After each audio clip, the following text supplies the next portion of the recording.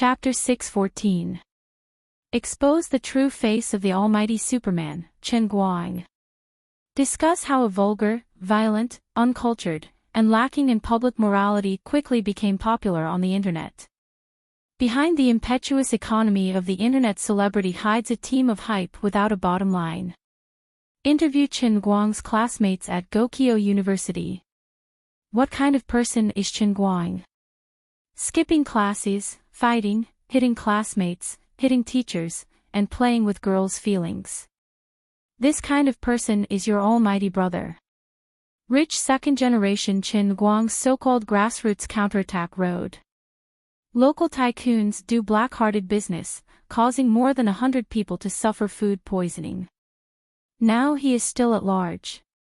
Detailed analysis of all the fake recordings of the almighty Superman so far. Xinjiang's racing god is someone else, not Chen Guang himself. Deceived Jin Shiyue and Chen Guang put on a bad show. Beijing's left and right-hand concert, Chen Guang's piano performance was fully revealed. Played the recording and pretended to play it himself. Shameless to the extreme. A new skill after lip-syncing, fake bullet. Bribed World Championship referee, ugly darts show. Inside the Throne Challenge, professional players tell you how Chen Guang makes people become his actors. How low can a person go in order to be famous? This series of comments appeared almost at the same time, and all of them were posted by different IDs. In just a few seconds, they dominated Chen Guang's entire comment section, and there was no time to delete or ban them. Behind every comment, there was a link to Zhuo Wei's carefully crafted article.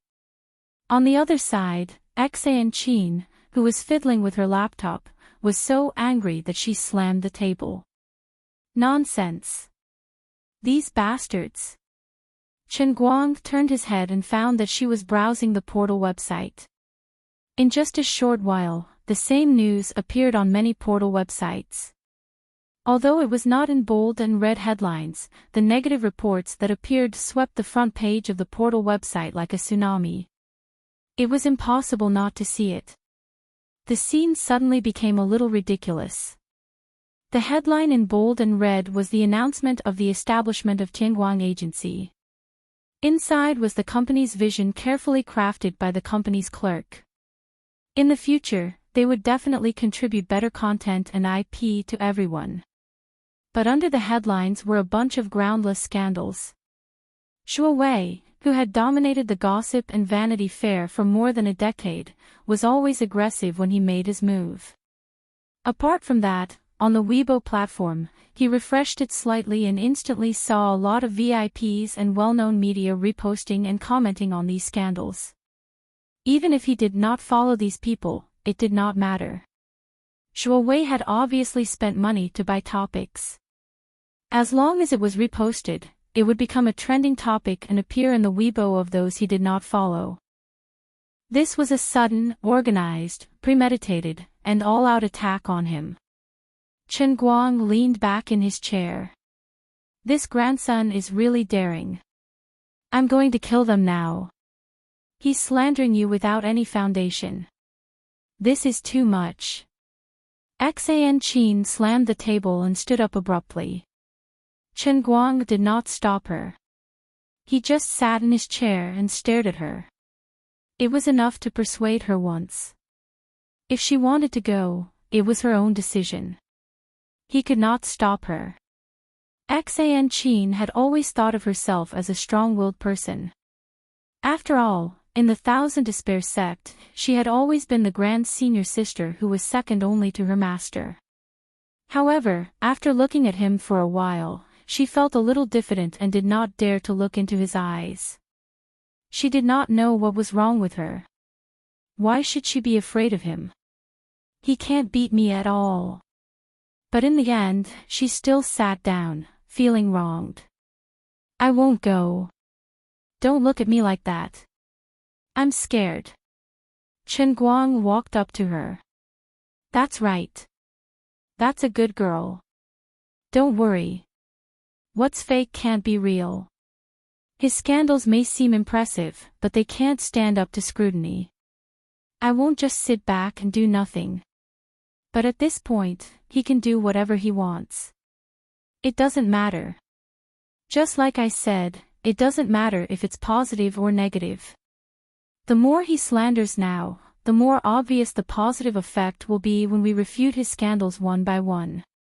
If you don't slap my butt, your image will be even more impressive.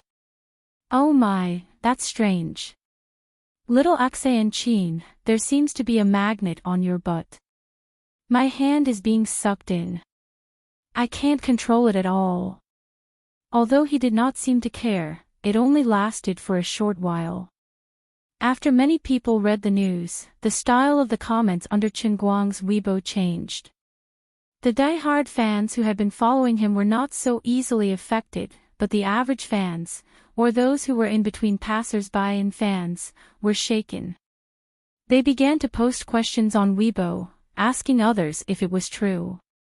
Once they started asking questions, it meant that they already believed it. There were also some haters who did not like Chen Guang to begin with.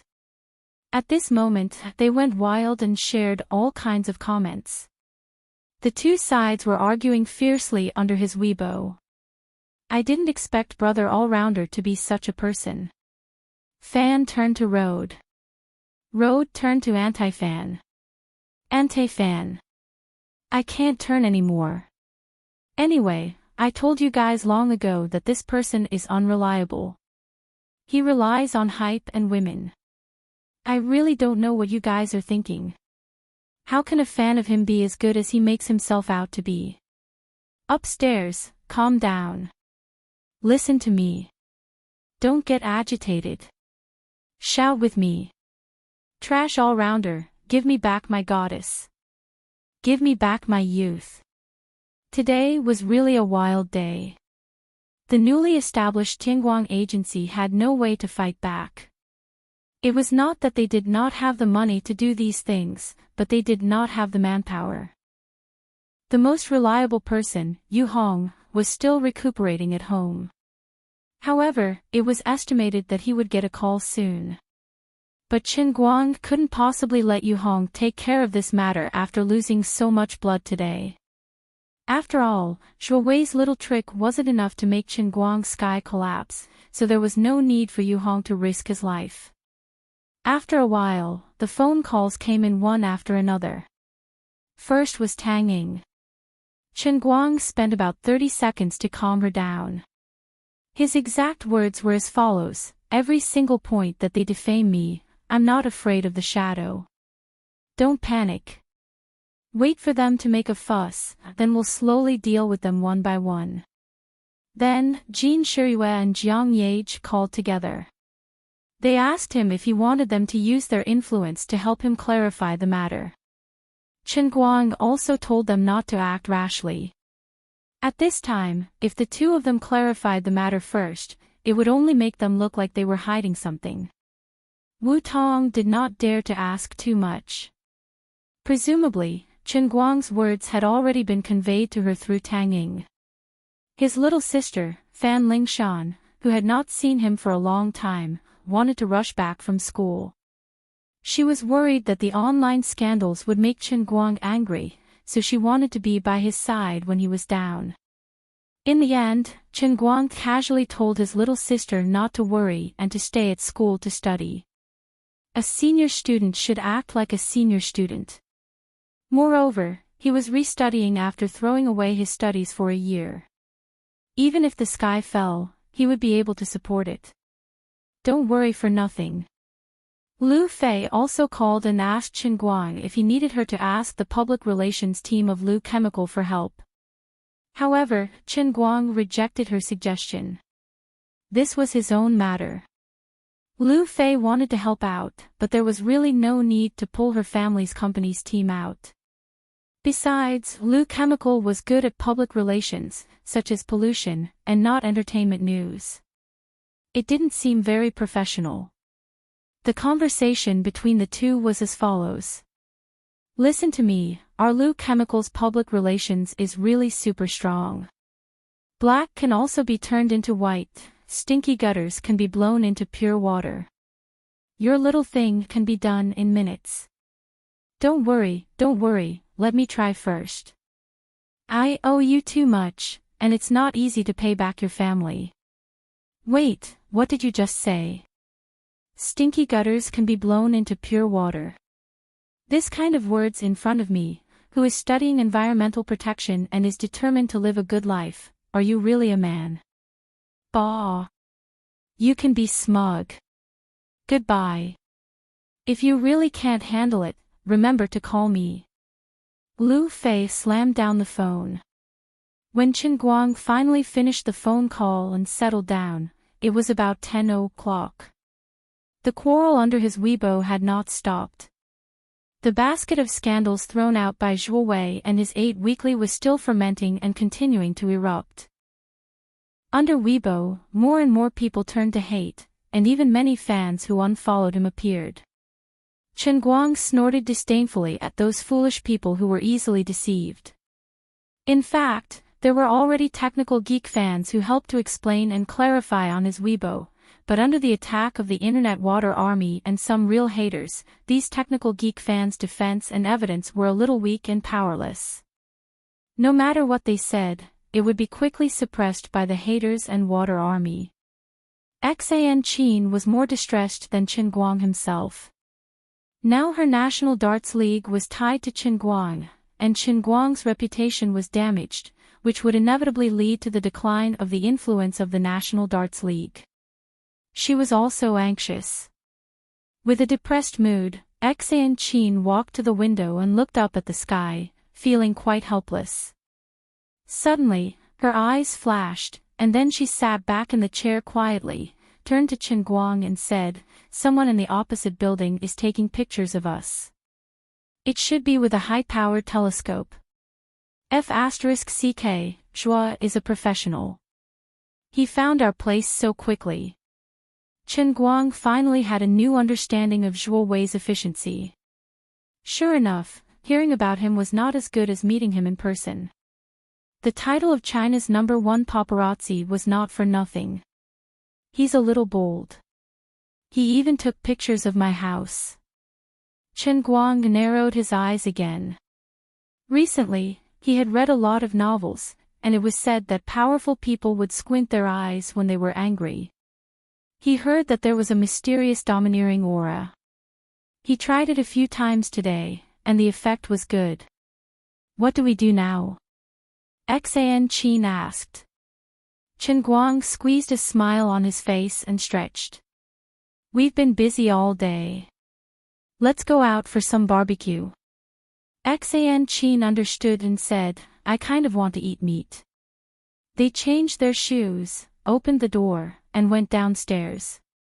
Brother Huang, I'm not bragging, but in this generation of Wen Xingzhen, ever since Scarface and Glasses Wu fell, Brother Blackface, have the final say.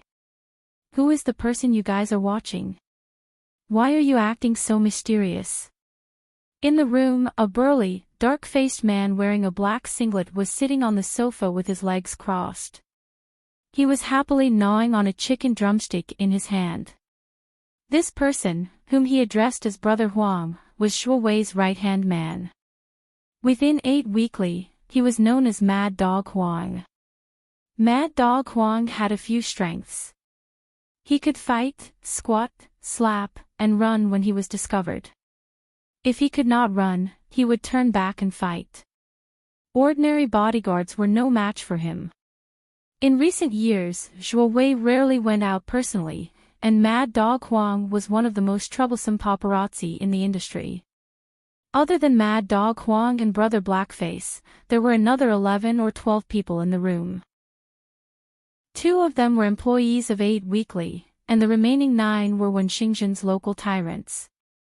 Recently, Wenxing Town's Deputy Commissioner Wu Tong, who was especially tough, had been transferred away. The hooligans in the town had gradually emerged in the limelight again. Blackface Bro was one of the best, and he had the momentum to surpass Scarface Bro. This time, Mad Dog Huang came to secretly take pictures. He knew that Chen Guang was powerful, and to be on the safe side, he specially invited Brother Blackface over. He said he wanted to chat and reminisce, but in fact, he was afraid that if something went wrong, he would be more confident with more people on his side, although it might not be of much use. Chapter 6:15. Blackface, these little brothers of yours seem to be quite good at fighting. Mad Dog Huang stepped back from the binoculars. Chen Guang and Enchanting had already left the house. He knew lip reading, and from Chen Guang's lips, he knew that he was going for a barbecue. Since Chen Guang would not be back for a while, Mad Dog Huang did not continue to watch. Brother Blackface flicked the bone in his hand, and it flew straight into the trash bin 2 meters away. He was a good citizen who cared about hygiene. Brother Huang, it's not that I'm bragging, but everyone in our group is good at fighting.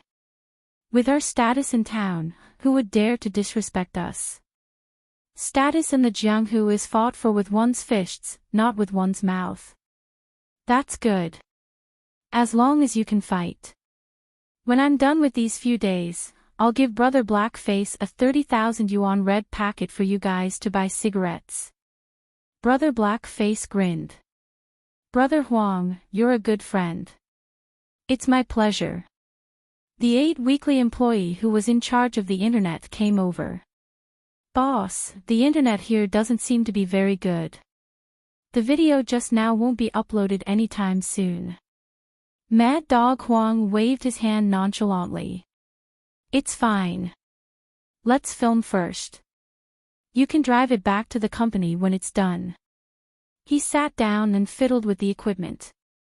Looking at the footage, Mad Dog Huang slapped his thigh and said, "Damn, this Chen guy is so lucky. He's surrounded by beautiful women.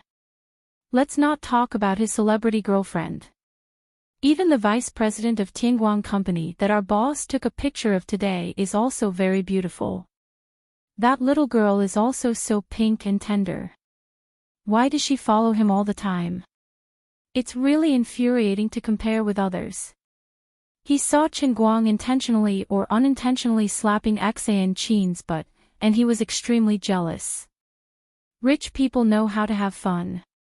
But even rich people are afraid of you. Oh right, Brother Huang, what was the name of the person who filmed today? Chen. Brother Blackface grabbed another piece of fried chicken and chewed on it. Mad Dog Huang did not answer him directly. It's nothing, just a small celebrity. I'm doing some business with him. Let's not talk about him, it makes me angry. Come, let's drink. Brother Blackface saw that Mad Dog Huang did not want to talk about it, so he did not press him further. After all, he had brought his brothers here to do some small business and earn some easy money. About 10 minutes later, there was a knock on the door of the room they rented. Brother Blackface frowned and looked at the time on his phone. That's weird, it's already 10:30 p.m. Who is it? Mad Dog Huang, on the other hand, was much more nervous than Brother Blackface. He stood up abruptly, a bad feeling rising in his heart, but he also felt that it was impossible. The distance between the two buildings was 300 meters. The binoculars on his side were also hidden under the curtains, revealing only a small black cannon barrel. There was no video on the internet, and the two of them only glanced at the window when they came back. It was impossible for them to be discovered so quickly. Little did he know that as a disciple of the Thousand Extremities sect, Enchanting's specialty was hidden weapons and darts. Her eyesight was what she practiced. To others, this distance might seem like a fairy tale, but to Enchanting, it was nothing out of the ordinary. Brother Blackface did not know that danger was approaching. Seeing that Mad Dog Huang did not move, he signaled one of his men to go and see who it was. Who is it? The underling was half naked and didn't rush to open the door. Instead, he stood at the door and asked. Open the door, it's a delivery man. Chen Guang answered in a muffled voice outside the door. Are you crazy? Delivering your mother's delivery in the middle of the night? Ah. The man was a hot-tempered man. He did not think too much about it, thinking that it was someone causing trouble. He raised his hand and opened the door, ready to beat the person up. Before he could finish, Chen Guang grabbed him by the neck and threw him into the room. He flew 3 to 4 meters and landed on the edge of the sofa, causing Brother Blackface to stumble. Brother Blackface did not know what was going on. He slammed the coffee table and stood up. Who's looking for death? In the next second, his expression changed. He recognized Chen Guang. Although Chen Guang rarely interacted with the gangsters in Wenqing Town, Chen Guang was a legend in Wenqing Town. Not to mention his relationship with the violent policewoman, the terrifying beauty who was always with him was the one that the gangsters in Wenqing Town feared the most. Whoever dared to provoke her would be beaten up. Wenwen's domineering reputation had long spread throughout the town through the sweeping in front of the internet cafe. In this town, it was acceptable to offend anyone, even the police. However, no matter who it was, they could not afford to offend that beautiful girl. Otherwise, no one would be able to save them. Along with that, Chen Guang was also included in the list of people who could not be provoked. Recently, Chen Guang was quite famous in Wenqing Town. How could Brother Blackface not know him? Oh my God! Brother Huang, you told me earlier that you were going to keep an eye on him. Am I not a ghost? Brother Blackface took a few steps back. His heart felt as if it had been stabbed by a knife. Mad Dog Huang was angry. You look like a bear, and you still have a place in the underworld. My underworld, my ass. King admitted it the moment we met. At least let me think about how to fool you in my mind. Now that you admitted it directly, what should I do? Enchanting did not rush to follow, but blocked the door, as if she wanted to play the role of blocking the door. Chen Guang walked inside. Yo, friends from Octave magazine are quite dedicated. You don't sleep in the middle of the night, but come here to take pictures of me. Are you happy? Mad Dog Huang's eyes turned around. He took out his weapon from his back and touched the dagger behind him. He was also angry. He heard that Chen Guang broke Gang Zi's forearm with his bare hands. If Chen Guang wanted to kill him, he might die here if he didn't think of a way to save his life. I'm called Mad Dog Huang in the underworld. Don't force me. Mr. Chen, this is a misunderstanding. I'm not from Octave magazine. I'm just an astronomy enthusiast. Mad Dog Huang lied with his eyes wide open while desperately gesturing to the staff of Octave magazine behind him. The people behind him understood and planned to delete the video. Misunderstanding. Come on, take out the dagger behind you and show me. I want to see how deep your misunderstanding is. As Chen Guang said this, he leaned down slightly. His left hand seemed to grasp one of the legs of the tempered glass coffee table, and then he lifted the coffee table with one hand. This coffee table weighed at least 70 or 80 pounds. His action really made Brother Blackface and Mad Dog Huang's eyelids twitch. Brother Blackface wanted to cry. Didn't they say that the girl next to him was very good at fighting? How come he didn't seem to be much worse? I'll King kill you. From the beginning to the end, Chen Guang didn't show the slightest bit of kindness. Mad Dog Huang finally lost control. His mind went crazy, and he pulled out his dagger. Brother Blackface, why the *CK are you still standing there? He has already seen us. Do you think he wants to keep the peace? You're brave, but it's useless. Chen Guang raised his hand and swung the huge glass coffee table half a circle in the air, then smashed it down on Mad Dog Huang's head. From the moment Chen Guang entered the room to the dozen or so people in the room all lying on the ground, it took less than 2 minutes. Mad Dog Huang, who annoyed celebrities but was helpless, was lying on the ground. His head was bleeding, and he was basically a dead dog.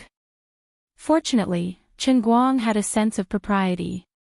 Otherwise, he would have died countless times with the coffee table. Looking at the scene of him patting Xan Qin's butt in the living room, Chen Guang's face was as dark as the bottom of a pot. The other party didn't have time to delete it. He grabbed Mad Dog Huang and placed his head in front of the computer. "Tell me, did you send it out?" Mad Dog Yellow was so frightened by his cold look that its legs trembled. No. Really? You have to think carefully. If I see the video outside, it's useless for me to let you go today. You'll really die later. It's not hard to find a fugitive to take your life for 10 million. You're not young anymore.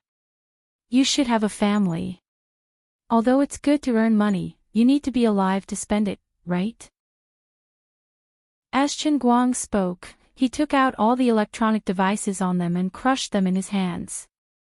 Mad Dog Huang shook his head like a rattle drum. "I really didn't. I swear." "Well, consider yourself lucky." After pounding him on the ground, Chen Guang called Wang Long at the Wenqing town branch. Now that Wu Tong had been transferred, Chen Guang only knew Wang Long at the Wenqing town branch. Coincidentally, it was Wang Long, the newly promoted captain, who was on night shift today. Within 10 minutes, Wang Long rushed over with a group of people, huffing and puffing. "My goodness, are you helping people to tear down their house?" Wang Long was shocked by the messy scene in the living room when he entered.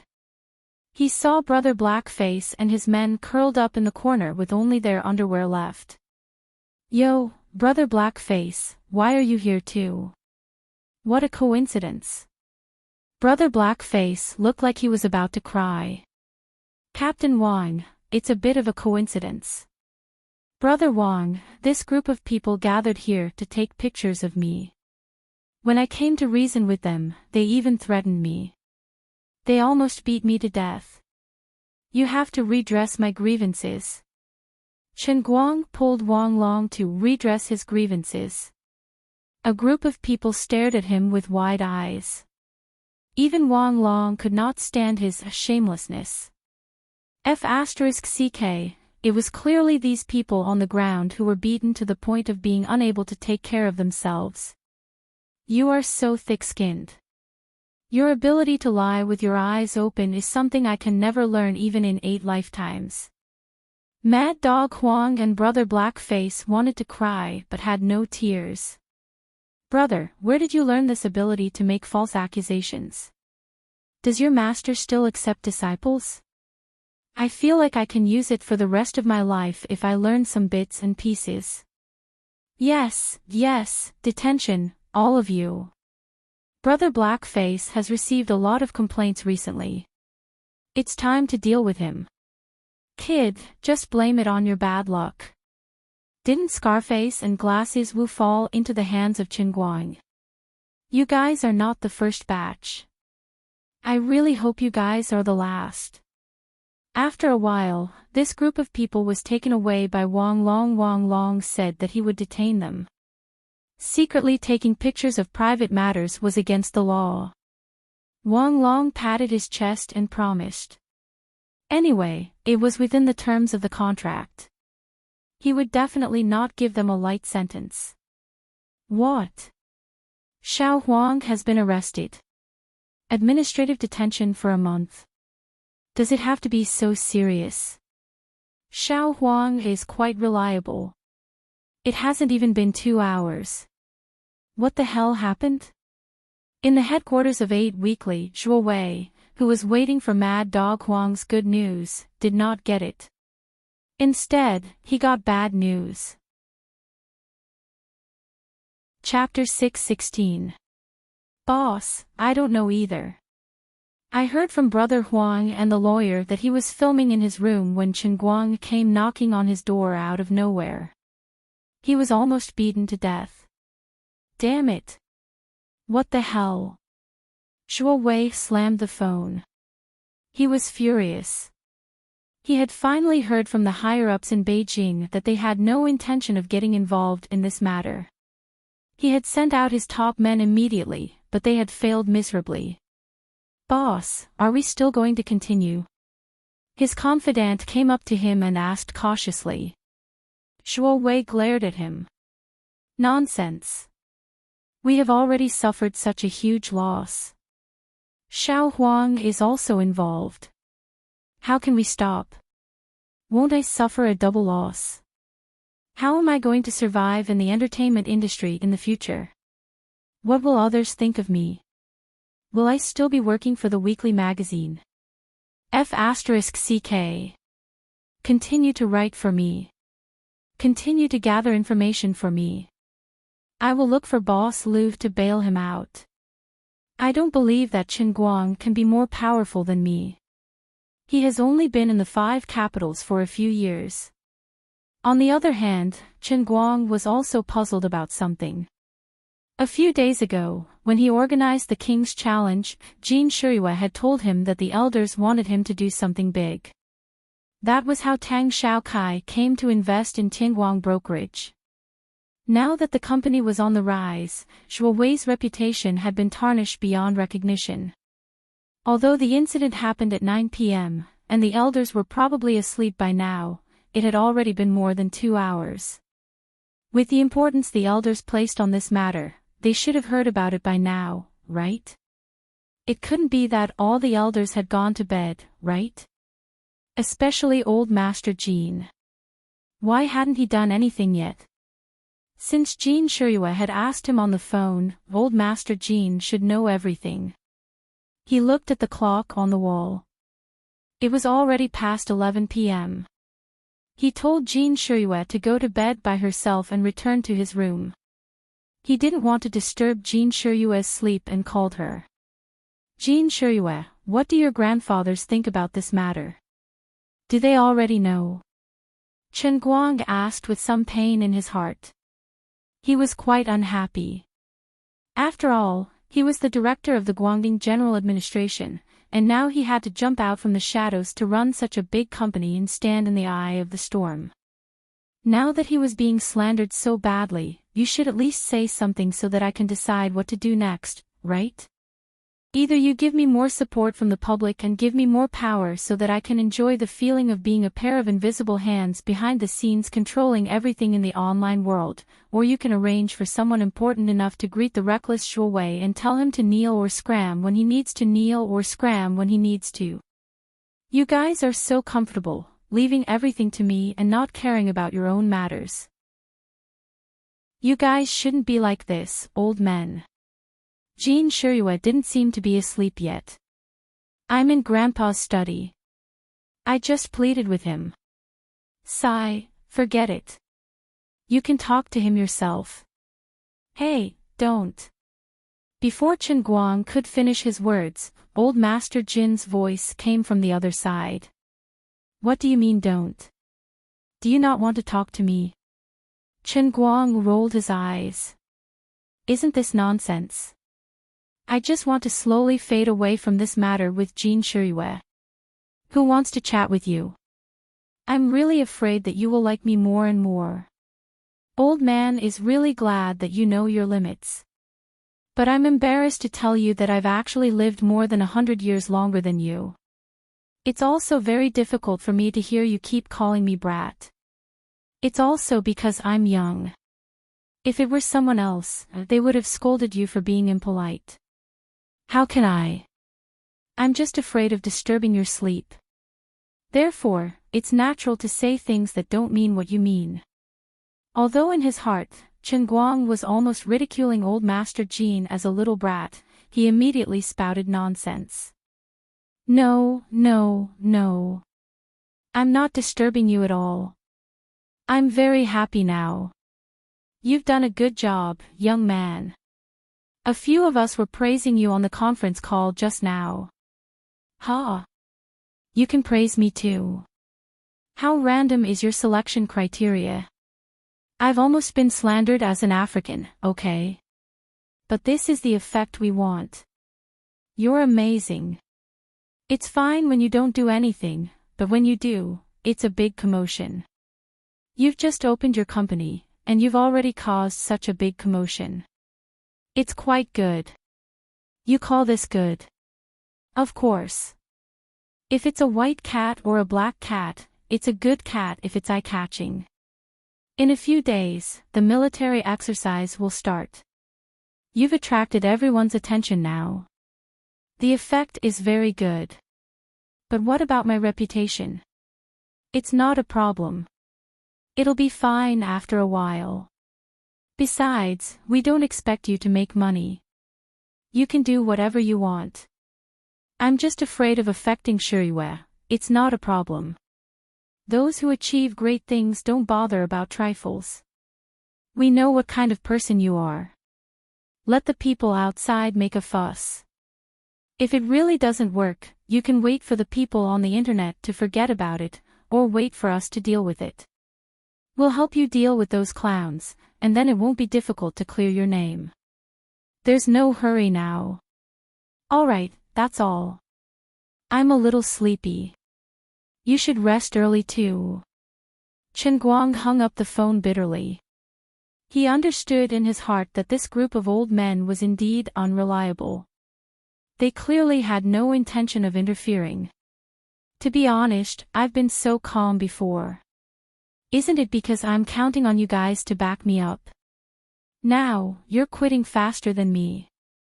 This is too much, okay? Do you really expect me to pay Tang Xiaokai's money until I don't even have my underwear left? The next morning, while Chen Guang was still lazing around in bed, Zhuo Wei came up with a new piece of news. This time, it set off a storm on the internet. It was even more powerful than the countless articles last night, because this time, Zhuo Wei had found something. The most powerful scumbag in history, Chen Guang. On the surface, he's a lover with Jin Shirue, but he's secretly keeping a mistress. He's entangled with the prettiest girl in the class, and he overthrew a corrupt official for the sake of his mistress. Are you still in love with the omnipotent superhuman Chen Guang? The introduction of this piece of scandalous information was already explosive enough. The content was even more reasonable and convincing. This time, Zhuo Wei used all his connections and conducted a thorough investigation. He perfectly mixed his conjectures and facts together and wrote a long article that was written in the style of a super close friend. Many people in Gokyo University's Jinhuan College and the whole school knew about what Chen Guang had done in school. Back then, he sent Pan Jiang to the hospital because of Sun Xiaoxuan, which further caused Pan Jiang to drop out of school. Later, he overthrew Wang Ren and Su Lijing because of Zhuo Jingxi. These things were originally spread around the school, but with Zhuo Wei's personal embellishment, it became that he first flirted with Sun Xiaoxuan, then won over the beautiful counselor Zhuo Jingxi, and then he had the national idol, Jin Shirue. Among them, Chen Guang pretended to be Zhuo Jingxi's boyfriend and directly used his status as her sugar daddy to slap Zhuo Long's face when they were buying a car. The story was written so vividly that it was as if he was there himself. There was even an interview video of the 4S store staff as evidence. Although in a sense, what Zhuo Wei wrote was very close to the truth, once this kind of thing was said and exposed to the eyes of the public, the impact would be different. Actually, Chen Guang felt that he was being wronged. Although he was a little flirtatious sometimes, that was a man's nature. Everyone loved beauty. But he and Sun Xiaoxuan were innocent, and so were Jin Shirue. But the public didn't think so. His and Jin Shirue's so-called innocence was a secret that couldn't be said, and the blame was firmly placed on them. Looking at the comments below the news, there were a bunch of people saying, the #1 scumbag in the world, Chen Guang, stay in formation. He was almost like a Spartan. I'm not going to take this blame, okay? Surname Zhuo, can you let me have a good night's sleep? Also, I'm really in trouble. Why are you my teacher Zhuo's uncle? Zhuo Wei and Zhuo Jingxi's fathers are actually cousins. Thinking of Zhuo Jingxi's money-grubbing parents, Chen Guang really came to a realization. As expected, people who weren't from the same family didn't belong to the same family. Teacher Zhuo was born in such a strange family. yet he still had such a pure and untainted temperament. It was really the result of 8 lifetimes of good karma. But Qin Guang's head hurt even more. Before he finished reading this scandal, he really wanted to kill. After all, he was a person with a license to kill. But now, no matter how big a mistake Zhuo Wei had made, no matter how bad the relationship between Zhuo Jingxi and her parents and these unlucky relatives was, he definitely couldn't kill them. He rubbed his forehead. He was annoyed. But he was like this. The more you made me feel bad, the more you made me unhappy, the more you could forget about taking a penny out of my pocket. His stingy will would never be shaken by any external forces. Zhuo Wei's article had grasped the best timing and the best point of hatred. It just so happened that the incident where Qin Guang had angrily beaten up Pan Jiang because of Sun Xiaoxuan was true. The incident where he had contradicted Wang Ren in front of everyone at the school and eventually sent Wang Ren and Su Lijing to court was also true. The incident where he had caused a ruckus at the 4S store and bought a car and gave it away on the spot was also true. Other than giving the car away, Qin Guang's own house was right across from Zhuo Jingxi's rented house. A car worth hundreds of thousands was given away just like that.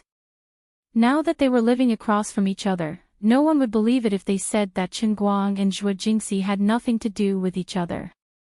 Perhaps when Zhuo Wei wrote this article, there were also victims like Zhou Long or Zhuo Jingxi's parents. They were relatives to begin with. As long as money was in front of them, what couldn't they say? The groundless accusations and the specious assumptions made Zhuo Wei's meticulously crafted long essay seem to be very real. The most deceptive lie in the world was a half-truth and half-falsehood. After reading this long article, even Qin Guang himself believed 80 to 90% of it. Forget about Teacher Zhua. That was a relationship that could never be washed clean even if he jumped into the Yellow River, and he had no intention of washing it clean either. Come to think of it, could it be that I actually like Sun Xiaoxuan?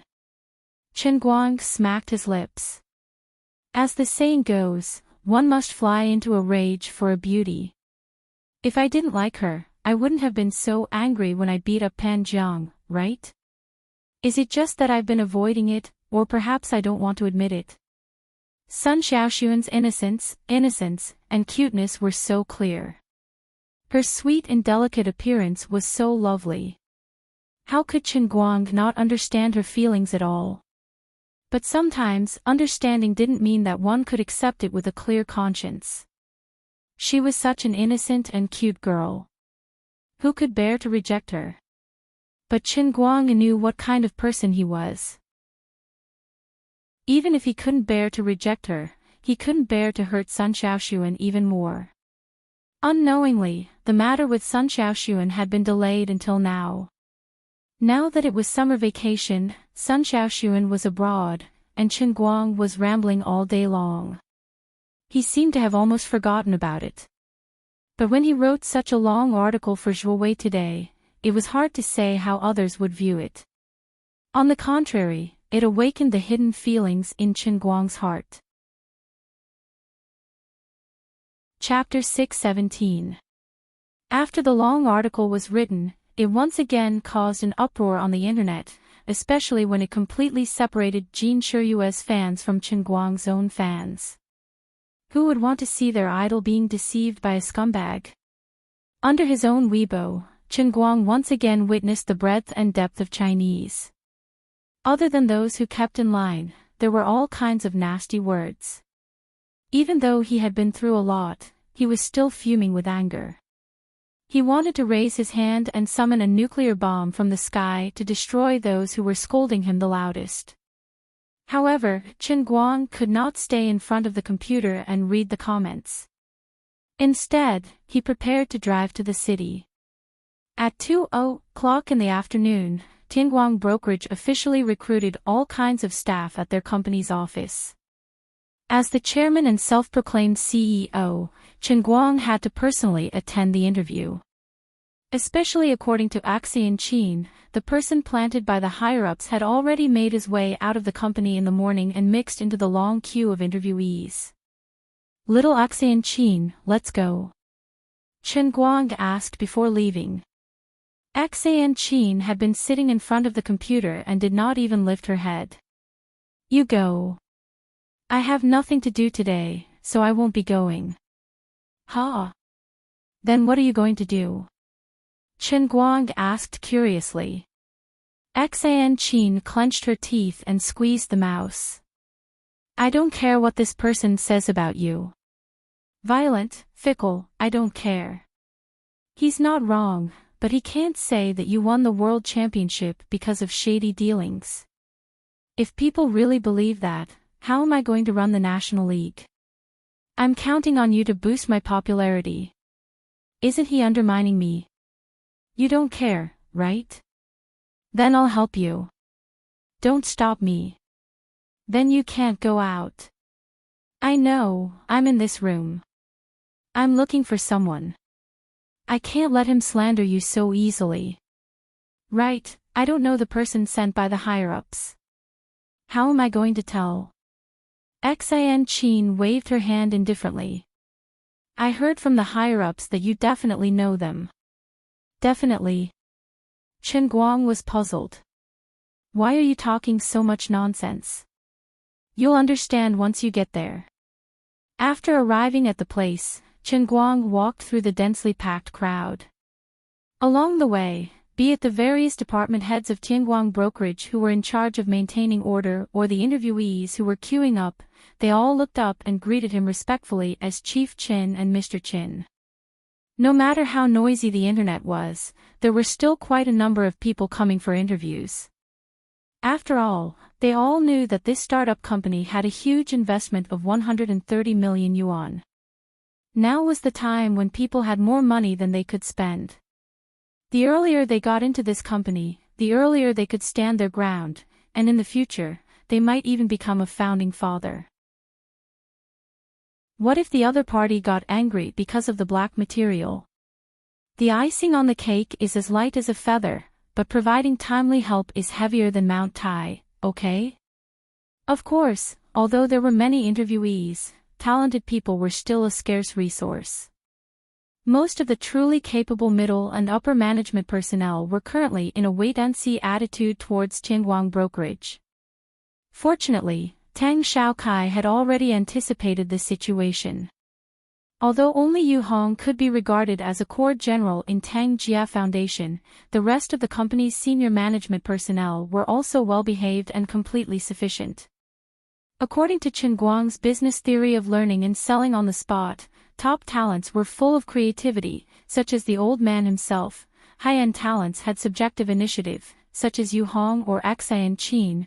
Ordinary talents could perform their own duties and complete their own business, such as the other department managers of Tianguang brokerage. Ordinary employees could play the role of gears in the company under the premise of supervision and management, those who wanted to. Sabotage had to be coaxed into thinking that they were talented and not doing anything bad, such as Tang Ying. As for Chen Guang's previous worries about how he would recognize the people sent by the higher-ups, this was not a problem at all. The elders were really generous. They actually sent over the believers that he had trained in Shun's special training camp. Roughly counting, only a few people were missing. There were a total of 35 Dart believers. Excluding the hidden military temperament of these people, Chen Guang more or less had some impression of their appearance. If he really couldn't be sure, he just picked up the cup and looked at the faith value threads that appeared on these people's heads. The faith value threads of the believer level were greenish-gray with a hint of halo, which was completely different from the ordinary white faith value threads. Halfway through the recruitment, there was a small interlude. Tang Ying seemed to have just finished an operation and decided to come over to ask about it. Then, she was shocked by the mighty security department under the administrative department that Chen Guang had created. It turned out that after such a short period of time, all the departments were recruiting people at the same time. Chen Guang went around everywhere. First, he asked Yu Hong, who had his head bandaged and was injured, to create a security department on the spot. Then, he went around to pick people up. When he met students from Shund, he didn't say anything. No matter what kind of person they were facing, he would first send them to the security department. Although Yu Hong was quite drunk, he also knew how to cooperate with others. Based on the principle of, as long as you're happy, he absolutely did not object to Chen Guang's decision. He understood Tang Xiaokai's secret message very well and fully cooperated with Chen Guang to fool around. This is crazy. Recruiting so many security guards. Yu Hong didn't say anything, but Tang Ying didn't care so much. She pulled Chen Guang to the side and asked, "Why does the company need so many security guards?" Chen Guang rolled his eyes. "All right then, the security department will be like this for the time being. As for these special forces elites, it might be better if they came from the police force, but to let those who came from the army sit in other positions so quickly was really a little difficult for them." But it didn't matter. Fortunately, there were special talents like Li Big Mouth who came from the kitchen. A few minutes later, Tang Ying was speechless again. The other departments hadn't even recruited any good chefs yet, and now you're giving me a canteen department under the operations department. In just a few minutes, you've managed to recruit 6 chefs. Fine, these people do look like chefs, but that's not what we should be focusing on right now. How much do you want to eat? No. This chef. Chen Guang immediately flew into a rage. My dear sister Tang Ying, as the saying goes, to make a horse run fast, you must first let the horse eat its fill. Humans are made of iron and rice is made of steel. If you don't eat, you'll starve. As the saying goes, before the troops move, rations and fodder go first. My strategy of making the kitchen first is definitely the best. Look at this, Li Big Mouth. Look at his stomach, look at the grease on his face. One look and you can tell he's an experienced cook. What a rare talent. Tang Ying was caught off guard by Chen Guang's basket of honeyed theories. She secretly cursed herself for leaving the country too early and not being familiar with the local proverbs. She couldn't refute him. Fine, you're right. Of course. When did I miss it? Very good. 6 more people had been inserted. There were only about 10 people left.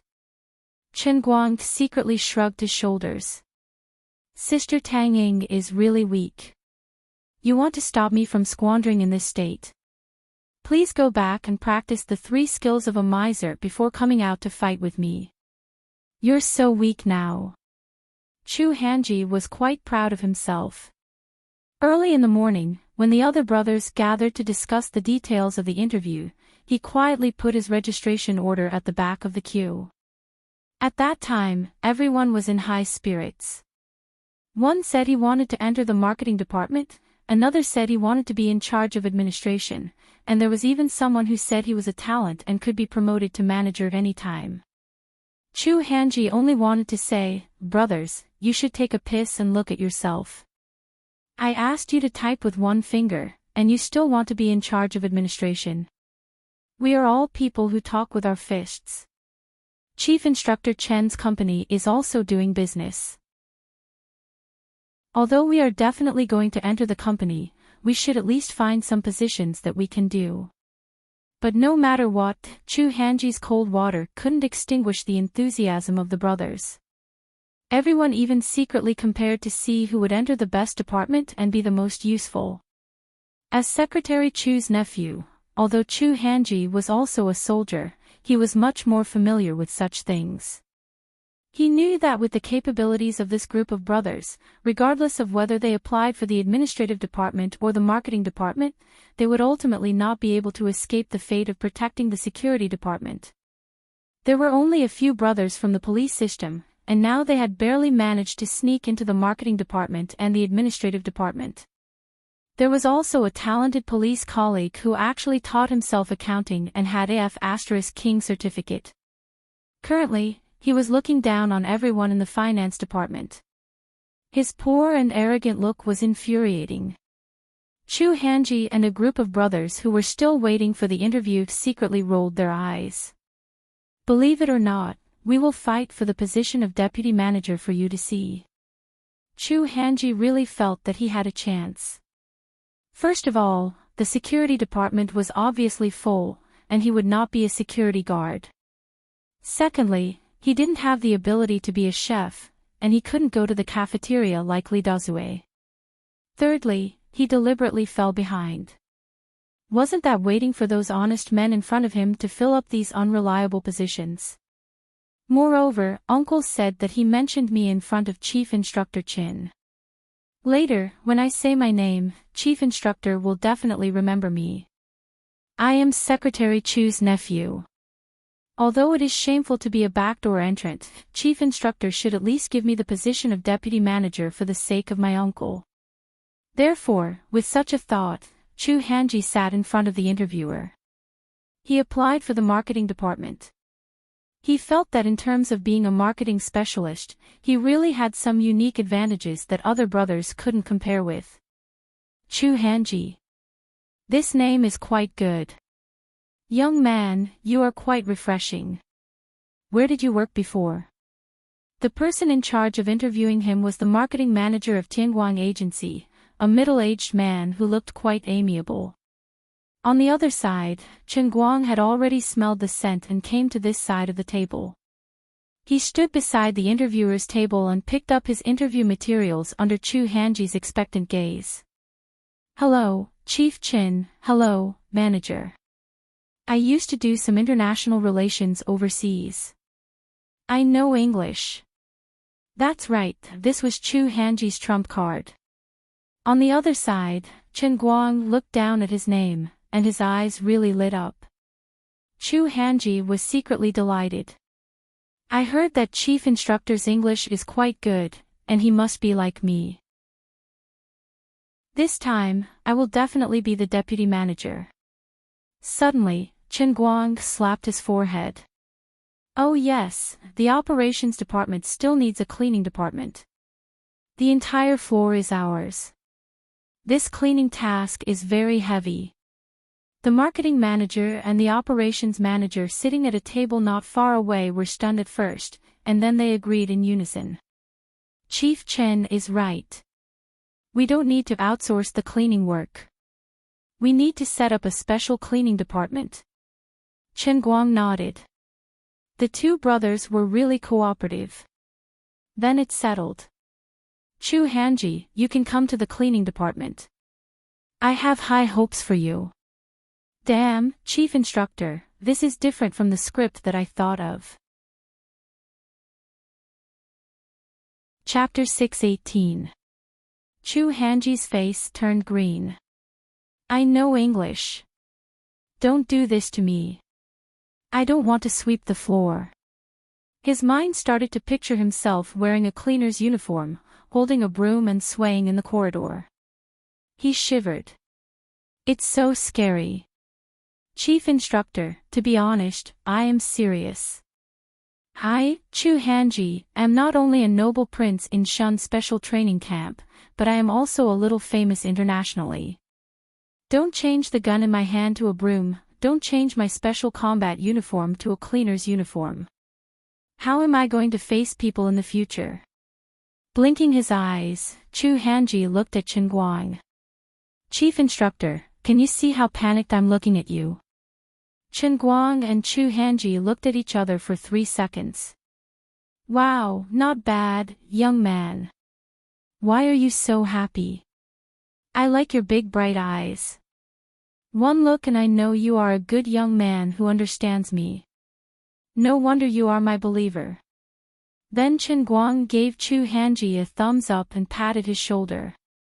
Young man, don't let me down. Do your best. Do your best. Wait. Chief Instructor. My eyes are so bright since I was born. This is not because I am happy. Don't give me a thumbs up to thank me. I am so nervous. Also, I don't know how to do a cleaner's job. Do your best and thank you. Chief. Chief Chin. I know. You won't let me down. Go to the side. There are many people waiting behind. If you do a good job, I will promote you to be the chief of the cleaning department. Chu Hanji didn't even have a chance to object. He ran to the side and squatted down. He was probably starting to doubt his life. Pfft. Those brothers who had already entered the security department and other departments laughed secretly when they saw Chu Hanji's confused look. You deserve to be smart. Being a security guard in the security department is better than being the chief of the cleaning department, right? At least the security guards' uniforms looked decent, and they could barely maintain the military temperament. For some reason, when they thought of Chu Hanji wearing that super clean uniform, the security guards were inexplicably satisfied. The 10 or so shunned students who were still in the back weren't much better off than Chu Hanji. They were all shivering with ashen faces. Everyone had a faint premonition that the remaining people would most likely follow in Chu Hanji's footsteps. Sure enough, as they watched their brothers being pushed over one after another, many of the cleaners, who had strong bodies, squatted in a corner and silently wiped their tears. We are probably the strongest cleaning team in the world, right? If the company encounters a troublemaker, we can probably get the title of sweeping monk if we make a move before the security guards do. Thinking about it this way, life seemed to be filled with hope again. After Chen Guang shoved the remaining 10 or so people into the cleaning department, Tang Ying jumped out again. She pulled Chen Guang aside and muttered, Okay, a dozen people is enough. You see, these are all strong young people. Aren't the cleaning done by aunties? Why do you let all the young people do the cleaning? The cleaning's salary is the lowest, how can they work in peace? Aren't you torturing them? Finally, Chen Guang, who had pulled everyone into the company, felt relieved. He waved his hand and said, Young lads, do you have the confidence to do a good job in the company's cleaning? Chu Hanji and the other fresh and hot cleaners said weakly, Yes. Each person will be paid 2,000 a month. Do you have any objections? The chief instructor didn't seem very satisfied, and the cleaners' voices were slightly louder. No. Chen Guang finally blinked and asked, Do you have the confidence to follow me and do something big? The hidden meaning in his words reminded everyone, including Chu Hanji, that Tianguang brokerage was just a cover. Think about your real job, your real position, and think about what we do. You are now writing cleaning, read it as the first batch of special agents of the Guangdong General Administration. Our real enemy is not the garbage on the ground, but the Special Affairs Bureau, and all the internal force martial artists who use their personal strength to override the country's power and the people's heads. Young lads, don't feel inferior just because you are a cleaner now. Don't forget your original intention, and you will succeed. Everyone's eyes gradually focused, and their eyes were filled with fighting spirit. They shouted in unison, Yes. The janitor's passionate roar could even be heard clearly in the interview hall far away. Chen Guang turned back and winked at Tang Ying, then patted her on the shoulder. Sister Tang Ying, you really don't understand. How can you look down on cleaners? A clean and tidy working environment can make the company full of creativity. How important a position is this? Also, don't underestimate my personal charm. Tang Ying looked at the back of Chen Guang, who was like a domineering CEO, and then looked at the super strong and capable cleaners who were looking at him with admiration. She was momentarily confused. Why do I feel like these people have the illusion of saving the world by being a janitor? Is there a deviation in my outlook on life? Or is there poison on Chen Guang's face, and he really has such a great personal charm? Tang Ying kept patting her head, doubting her life. During the interview in the afternoon, the entire Tianguang agency recruited a total of about 60 to 70 people. Other than the security department, cleaning department, and kitchen, oh no, the canteen department, which were personally supervised by Chen Guang. The other departments were also very strict in selecting talents. They would rather have a shortage of people than to let go of people randomly, so the interview process was very strict. Chen Guang was known for messing around, but the middle and senior executives sent by Tang Xiaokai did not dare to do so. However, the early stage of the company's personnel structure was basically completed in this afternoon, so a new problem arose. What about the business? And no. Yes. Other than that, an even more serious problem was placed in front of everyone in the company. After a whole day of brewing, it seemed that Jin Shiryue's hardcore fans' anger towards the scumbag had reached its peak. Other than venting their anger on the internet, they also decided to take more direct action under the instigation of people with ulterior motives. Zhuo Wei quietly exposed the location of Tianguang Agency, then simply let the people from 8 Weekly join in, and began to secretly stop the actual actions of Blackie and Jin Shiryue's diehard fans. By the time the recruitment was over, more than 100 people had gathered in front of Li De Building to demonstrate. At first, Li De Building's property management was still able to control the situation, but as time went by, Chen Guang still did not show up, and the crowd saw the recruitment sign at the entrance of the property management and knew that Tianguang Agency was holding a recruitment meeting. Under the secret instigation of the people from 8 Weekly, the crowd gradually went out of control. Charge! Smash that bastard Chen Guang's company! In the crowd, an 8 Weekly employee shouted at the top of his lungs, and then he quietly shrank back into the crowd. Although he only roared once, he had already achieved his goal.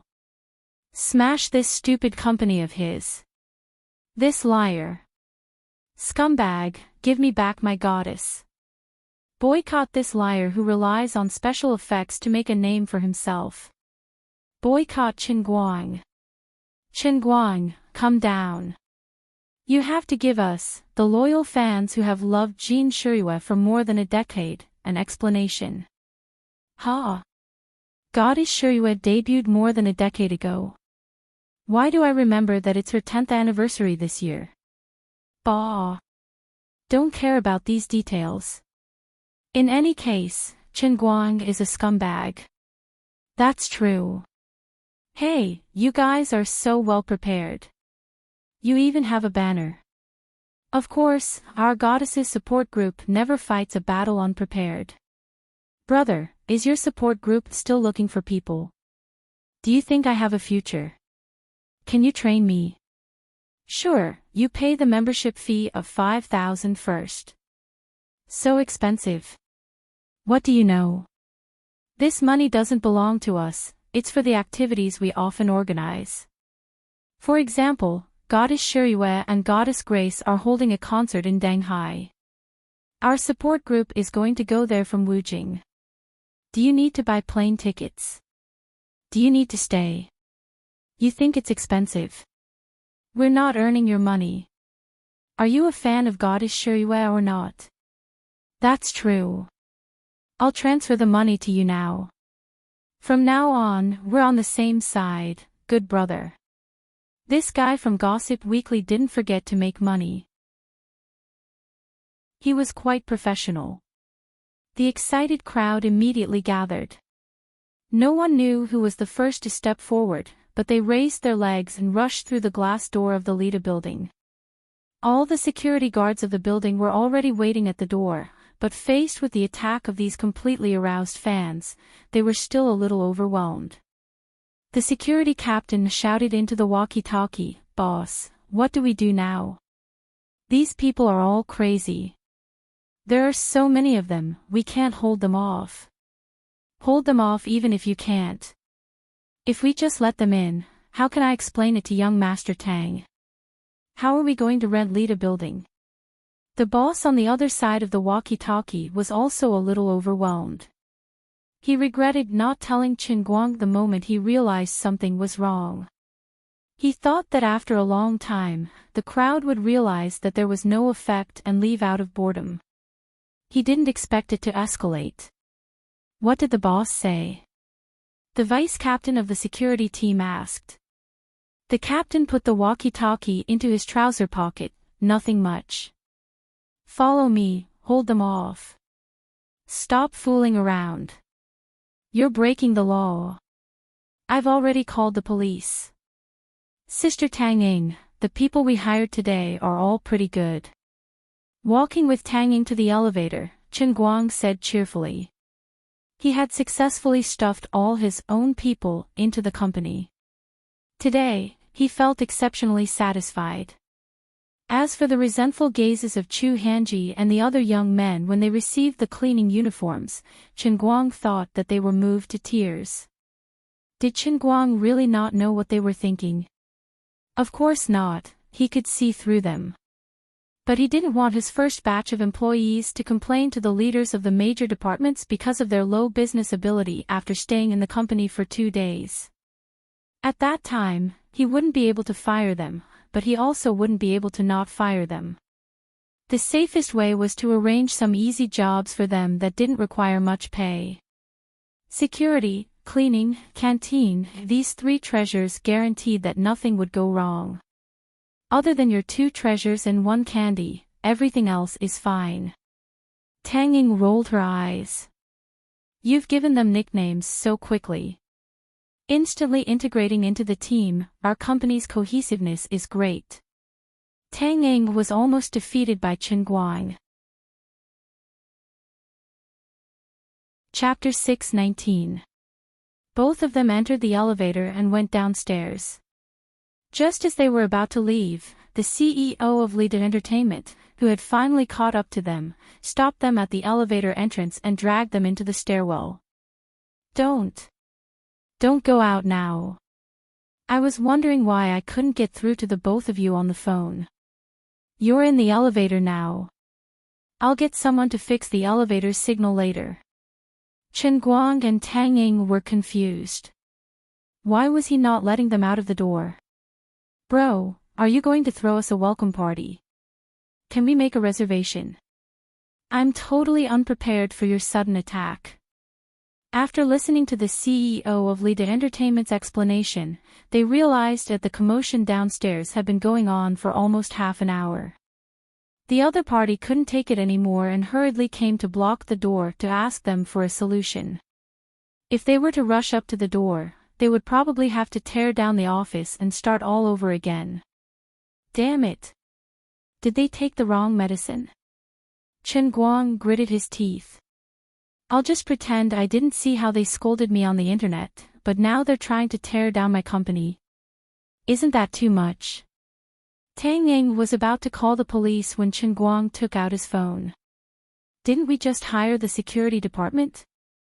Sis Tang-ing, I'll let you see if these people are useful or not. You knew you were a troublemaker, so you hired so many security guards this afternoon.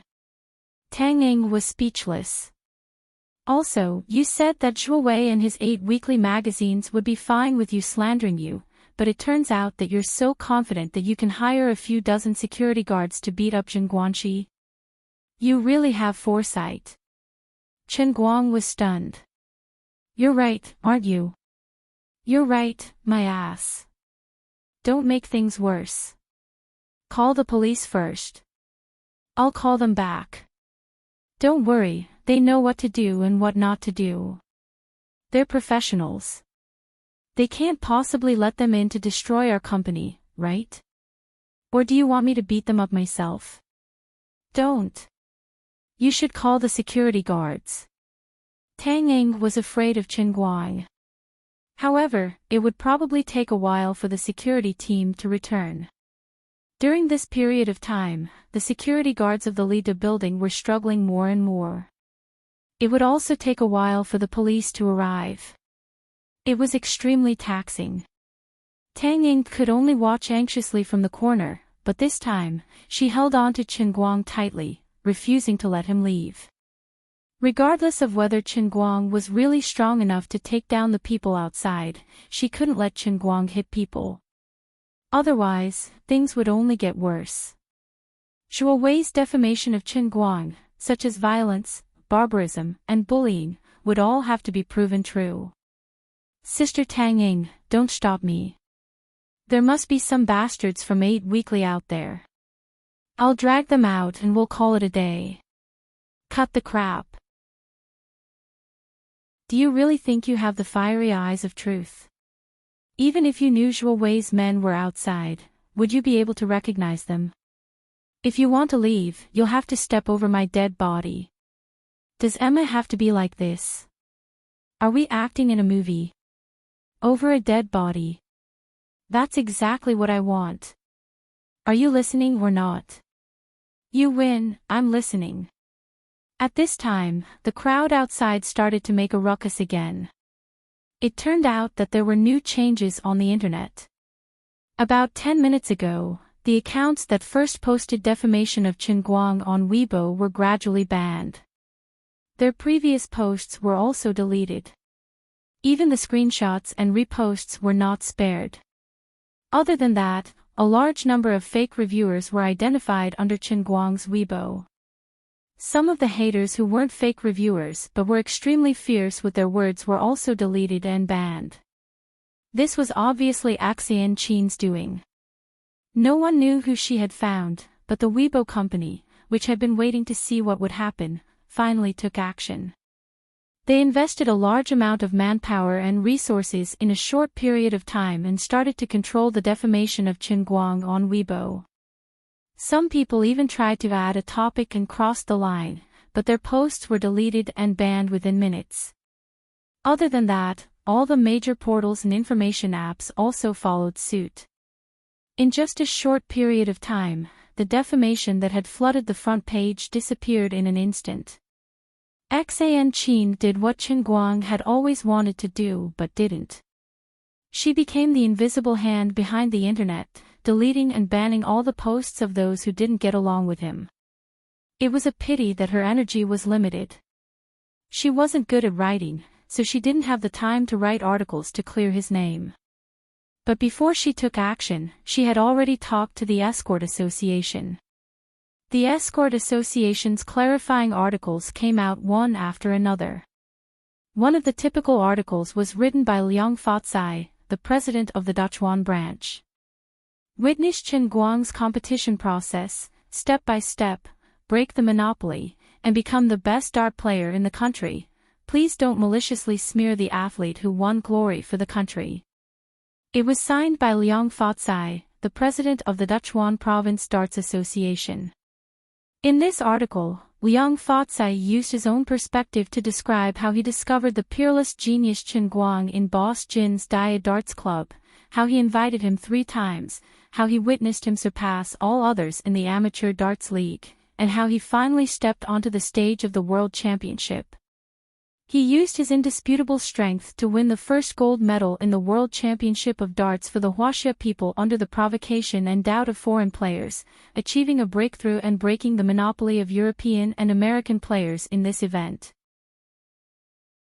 You can't erase the contributions of athletes just because they keep a low profile and don't make a big deal out of it.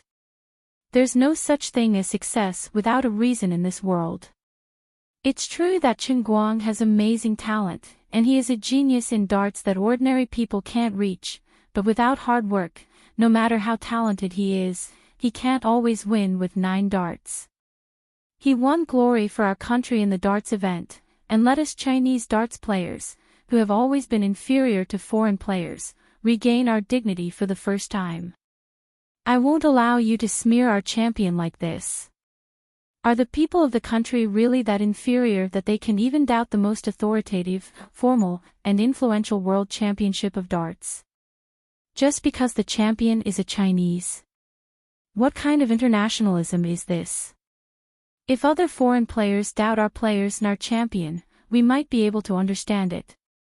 We even let them re-examine all our equipment, and in order to prove his innocence, Chen Guang even bid again from a very far distance. We can understand all of this, but you dare to smear and slander him so unscrupulously. I, Liang Fatsai, will be the first to disagree.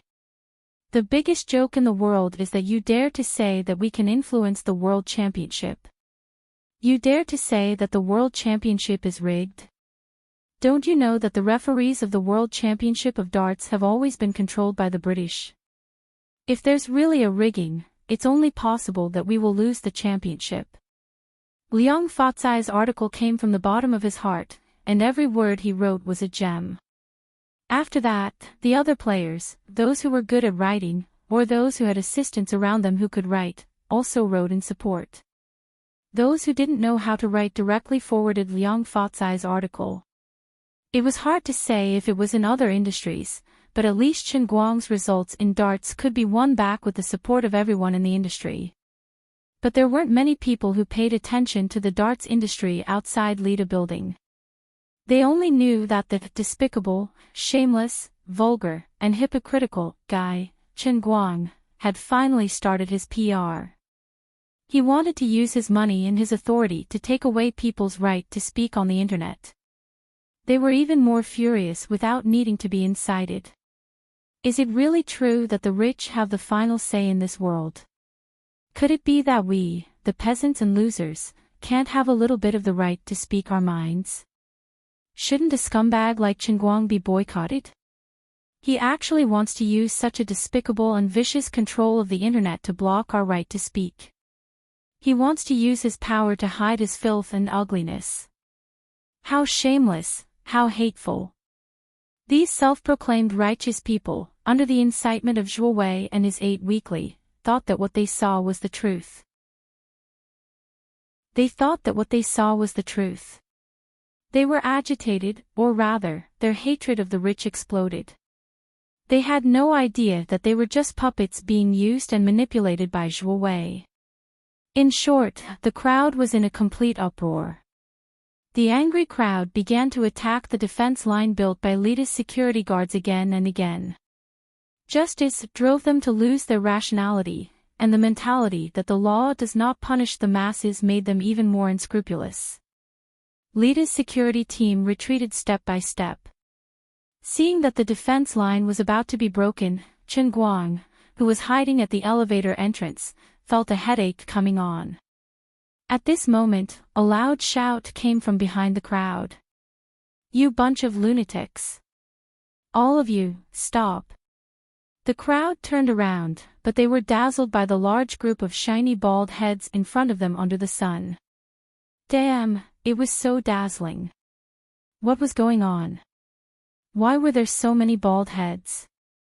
Chen Guang quietly poked his head out and saw the large group of bald heads behind the glass in Lida's lobby. When he heard the somewhat familiar shout, he was stunned. What? Anti-Light Alliance. Brother, don't cause trouble. You're the one who's against me. Did you open the door the wrong way today? It looks like you're here to take care of me. What kind of scene would it be to have 200 shiny bald heads standing neatly by the roadside? It could raise the brightness of the entire street to a whole new level. It could also make the beautiful women passing by dumbfounded and knock their heads against the electric poles.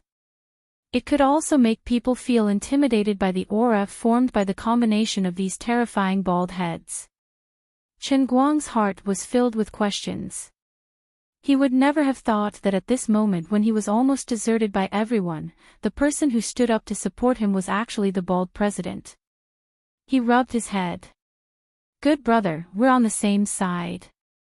After the loud shout, the bald-headed president, who was being stared at by many people, felt very conflicted.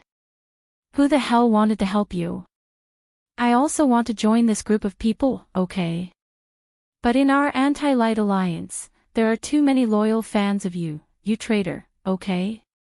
As the president, I've been kidnapped by morality. I really want to cry. I feel so wronged. Chapter 620. Boss, it's been hard on you. We know you're upset, but we really want to support Brother All-Rounder. You're our boss.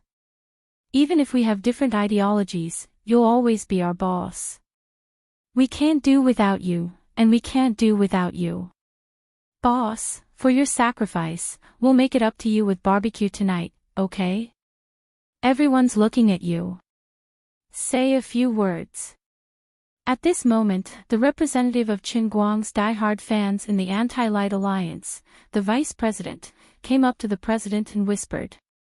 The bald president took a deep breath and thought to himself, "My faith, I've betrayed you again. You'll forgive me, right?" Then he opened his mouth and shouted the slogan that he had prepared in his mind, "Don't believe in rumors. Don't spread rumors. Don't be blind. Don't be impulsive. Follow stars rationally. Resist rationally. Every one of us has the ability to think independently. Don't be misled by 8 weekly enjoué. This is a conspiracy." A long time ago, when Qin Guang first appeared in the Amateur Darts Championship, I was there to watch every single one of his matches. I saw with my own eyes how he was questioned, how he was asked to check his equipment, and how he climbed to the top step by step. I also watched his lousy Dota competition for 3 days, and now I'm already at 5,000 points. I swear on my honor that he's not lying. Although I'm also a staunch anti-fan of Qin Guang. Before he could finish his sentence, the vice president, who was a die-hard fan of Qin Guang, raised his arms and shouted, "Don't believe in rumors." The brothers behind him followed suit and shouted, "Don't believe in rumors." The vice president shouted again, "Don't spread rumors. Don't spread rumors." The vice president continued shouting, "Judge rationally. Judge rationally." Finally, the vice president raised his hands high, "Think independently. Think independently." The 200 bald heads were exceptionally dazzling under the sun. Everyone shouted in unison, and their imposing manner completely overwhelmed the 100 or so demonstrators who blocked the door. The bald-headed president basked in the warm sunlight. His heart felt exceptionally miserable. He hated the unlucky vice president to the core. "Can't you just let me finish my last sentence? I have to clarify my identity. I don't want people to think that I'm a fan of Qin Guang. I'm a hater of Qin Guang." Just as he was thinking about this, a reporter who had rushed over fearlessly shoved a microphone in front of him. "May I ask if you are the famous president of the Anti-Large Alliance? When I first heard the name of your fan group, I thought you were boycotting Qin Guang, but we found out that all of you have shaved your heads like Qin Guang. So you are Qin Guang's die-hard fans." The bald president was about to speak when the vice president jumped out again. He put his arm around the bald president's shoulder and said to the reporter with a smile, "That's right. Our Anti-Light Alliance is the earliest fan club of Brother Almighty. We are the most loyal fan club. Our slogan for joining the club is, 'No membership fee.' I don't accept girls." He had to be bald. Freedom of thought. The bald president turned around and glared at the vice president angrily. "Are you a F**king clown sent by a monkey? Since when did Qin Guang's nonsense become our motto? Thank you for the interview, but we have to go and maintain order now." "All right, thank you for accepting the interview, President." The reporter took the microphone and ran away in satisfaction. The bald president, "What the F***ck? Don't you F***king leave. Also, I didn't even say a word. What do you mean by thanking me for accepting the interview? You're too casual, aren't you?" But on the other side, his vice president had already surrounded the crowd with a group of bald young men. The 100 or so people who were originally in high spirits were suddenly unable to muster up the courage to resist when faced with the 200 or so bald men. "Are you kidding me? People with shaved heads are already very valiant. Are you trying to defy the heavens with 200 bald men? If you have something to say, talk it out. Don't use your bald heads to blind our eyes. Damn, these people look so valiant. I don't think we can blow them away. What should we do?" "Try. You try first. Why don't you go first? Damn, what if we get caught and beaten up? You have a lot of meat, so you're more resistant to grass. F***CKU. didn't you train in Shaolin? You know Iron Skin. The two boys from 8 Weekly muttered in the crowd for a long time, but none of them dared to stand out. Although the members of the Anti-Light Alliance weren't all burly men, the ones who rushed at the front were not small. Coupled with their big bald heads, they gave off a ferocious feeling. They easily separated the crowd and stood in front of the lead of security that had already collapsed, forming a new human wall. Before coming here, they had clearly discussed their strategy. They couldn't just casually make a move and bring shame to their idol brother all-rounder. They would first use their imposing manner to suppress the other party, then help brother all-rounder block the entrance, preventing these troublemakers from entering and causing trouble. Hello everyone, this is the direct report from Dechuan News. I am your on-site reporter, Chen Wei. As everyone can see, Chen Guang's hardcore fan group, the Anti-Light Alliance, is very courteous. They didn't have any conflict with the protesters and took the initiative to negotiate with the other party before assuming the responsibility of building security and maintaining order at the scene. Here, 5 Capital Entertainment Weekly reminds everyone that regardless of whether you are chasing after a star or boycotting, please maintain basic civic qualities. Don't break the law, don't cause trouble, respect the law, and be a good citizen with public morality. The Anti-Light Alliance obviously has the advantage in numbers, but they still maintain the greatest restraint and set a good example for everyone. At the back of the crowd, a rather young and beautiful female reporter was talking to the cameraman who was following them. The accusations and doubts about Chen Guang on the internet are still in the stage of speculation. Before the dust settles, please remain rational and don't be blindly incited by others. Or, even if what they say is true, please don't do anything illegal. Just like the slogan of the Anti-Light Alliance says, we must have the ability to think independently. The female reporter, Chen Wei, made a gesture. The cameraman nodded and put away the camera. The live broadcast over there ended. Director, how was what I said just now? Chen Wei called the director to ask for credit. Not bad, but there is one sentence that I have an opinion on. What do you mean by even if what they say is true? This incident with Chen Guang is obviously caused by Zhuo Wei. It's all nonsense. Ah. Is that so? Chen Wei shrunk her neck and was scolded by the director. But it's okay, it's not a big deal, and the effect is okay. Zhuo Wei dares to slander the person that our station wants to promote. Does he think our Dechuan satellite TV is doing nothing? Little ding. Have you sorted out the support from the darts players in the afternoon? Once you're done, send it out. Send it all out. Pick out all the most useful words. The director hung up the phone. His eyes were burning. Dechuan Satellite TV got a big bargain in the Throne Challenge and owed Chen Guang a favor. This incident happened within 2 days, and Dechuan Satellite TV finally couldn't sit still. Even if Chen Guang didn't ask them for help, they decided to take the initiative to support Chen Guang and maintain their friendship. The counterattack from Chen Guang's side had officially begun. Unlike Zhuo Wei, who had to spend money to hire people to support the water army, Chen Guang's counterattack was selling a favor, and it was someone else doing it on their own initiative. Chen Guang and Tang Ying were still waiting for the security team to come back.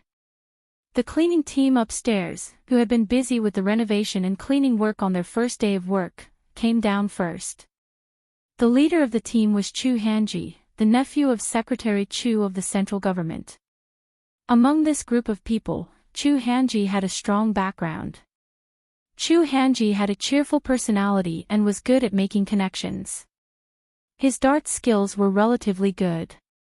If he wanted to be the section chief, the others didn't have much of an opinion. Brother Chu, are we really not going to change our clothes? Are we going back in this cleaning uniform? Believe me, based on my understanding of the chief instructor, he and Mr. Tang must not have gone far. There's a high chance that they're hiding somewhere, watching us employees who get off work for the first time. When he sees our dirty clothes, he must be secretly giving us a thumbs up. Chu Hanji said solemnly. I don't believe it. How can the chief instructor be so bored? Hey, you still don't believe it. I bet 50 cents that the chief instructor is hiding in this stairwell. Do you see the crack in the door? Ha! Why are there so many people at the door? Cut the crap. Did you see the crack in the door? Yes. The chief instructor is inside. Chu Hanji joked with a smile. Although it was quite sad to become a cleaning team, once he accepted the opportunity to become a sweeping monk, it seemed pretty good. He was also bored out of his mind, so he comforted himself quite happily. You can't be telling the truth, right? Is the chief instructor really that bored? The others were really shocked by Chu Hanji. It's true. Also, did you forget what we said during training? Call him Mr. Chen in the future. Call him that in private. Okay, is Mr. Chen really that bored? What do you know? This isn't bored. This is called professionalism, understand? Didn't Huang Shiren used to crow every day to trick Yang Bailao to get up and work? How can he make money if he's not professional? The labor of cleaning workers is not labor. They still have to be exploited. Chu Hanji lowered his voice and said very carefully. His eyes occasionally glanced at the crack in the door. Chu Hanji's sudden movements really scared the 10 or so cleaners. Everyone started to be suspicious and nervously tidied up their clothes. They were afraid that Chief Chin, who was peeping at them, would think that they were not professional. Seeing that he really scared them, Chu Hanji chuckled. Don't panic. I'll go greet Mr. Chen and show off to him. We'll clean it up super clean. As Chu Hanji spoke, he really leaned towards the stairwell. Not to mention, there was a crack in the wooden door, and they could see outside from the inside. Ha ha ha. You bunch of idiots. How could Mr. Chen be so bored? I was just bluffing, and you really believed it. How can you be so naive? As he spoke, he pulled open the swing door of the stairwell. Without looking inside, he turned around and looked at the cleaning team members behind him. Dang dang dang dang. Look, it's empty. Many of the cleaning team members widened their eyes and looked behind Chu Hanji, as if they had seen a ghost. Behind Chu Hanji, Chen Guang's face was dark as he glared at Chu Hanji's back. That's right, he and Tang Ying had been hiding in this position. Chapter 621. Chu Hanji did not know he was in trouble. He looked at the young man who was giving him a wink. What are you doing? What are you doing? Is there sand in your eyes? Brother Chu, CEO Chin is. The young man gathered his courage and decided to remind him. Chu Hanji did not believe him. Stop it. Are you trying to scare me? I'm just spouting nonsense. How can CEO Chen be so bored? Hey, why are you all like this? All of you want to scare me after being tricked by me. Let's go. Don't waste time here. Brother Chu, CEO Chen is really here, I don't believe it. Chu Hanji grinned, but he still turned around and saw Chen Guang's black face. Oh my god. CEO Chen, you are really here. I'm making you bored. Ah. Chen Guang hit Chu Hanji's head with a pineapple. I'm making you enter the sand. Oh my god. I'm making you waste time. It hurts. I'm making you Huang Shiren. CEO Chen, I'm wrong. I'm making you Yang Bailao. I'm wrong. Chu Hanji's head was almost hit by Chen Guang. I'm just spouting nonsense. Who would have thought that you are really here? As Su Tao continued to retreat, Chen Guang followed him and subconsciously walked out of the lift. On the other side, some of the protesters who had been completely subdued by the Lida security and the anti-Guang alliance suddenly noticed Chen Guang. Scumbag Chen Guang is out. He's out. Beat him up. Beat him up. Don't be afraid. Charge. They won't dare to do anything to us. A few young men from 8 Weekly finally got their chance. They started to shout at the top of their lungs. The crowd that had just calmed down suddenly exploded again. But someone else was even fiercer and more powerful than them. Chu Hanji finally found a way to divert his attention from Chen Guang's divine flicking technique. Holy shit! They are here to cause trouble. President Chen, don't panic. Let's go take care of them. Before Chen Guang and Tang Ying could say anything, Chu Hanji rushed out. Rather than rushing out, it would be more accurate to call it fleeing in panic. When the other cleaning team members saw this, they also followed Chu Hanji. Tang Ying was a little nervous. What are you doing? What are you doing? She wanted to pull the newly recruited cleaning team members back. There were only a dozen of them here, and there were hundreds of troublemakers outside. Whether they could win or not, the situation would become worse. Chen Guang stopped Tang Ying. It's fine. Let them go. Tang Ying stomped her foot angrily. Hey, how can you do that? Chen Guang pressed down on her shoulder. Don't worry. Nothing will happen. Even though Chu Hanji and the others deliberately shouted as if they were crazy when they rushed out, Chen Guang didn't worry about them at all. They were just pretending. In fact, this group of people was calmer than anyone else. Those who were selected to participate in Shun's special training camp were all elites. To be able to stand out in Chen Guang's intensive training, besides having a more fanatical faith, their own military qualities and determination to become better and stronger played a leading role. Even in the whole country, they were the best soldiers. Their shock and surprise at this time was only because of their military qualities, which made them subconsciously think of themselves as the cleaners who shared the company's honor and disgrace when they were on a special mission. Take Chu Hanji for example. Although he was born with an eccentric personality, it also allowed him to perfectly deceive people when he was on a special agent mission abroad.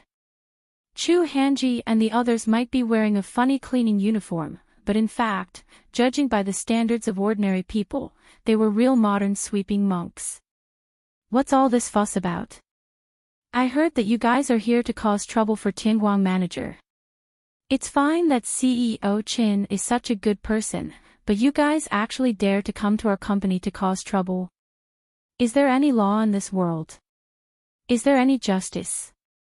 Chu Hanji shouted at the top of his lungs.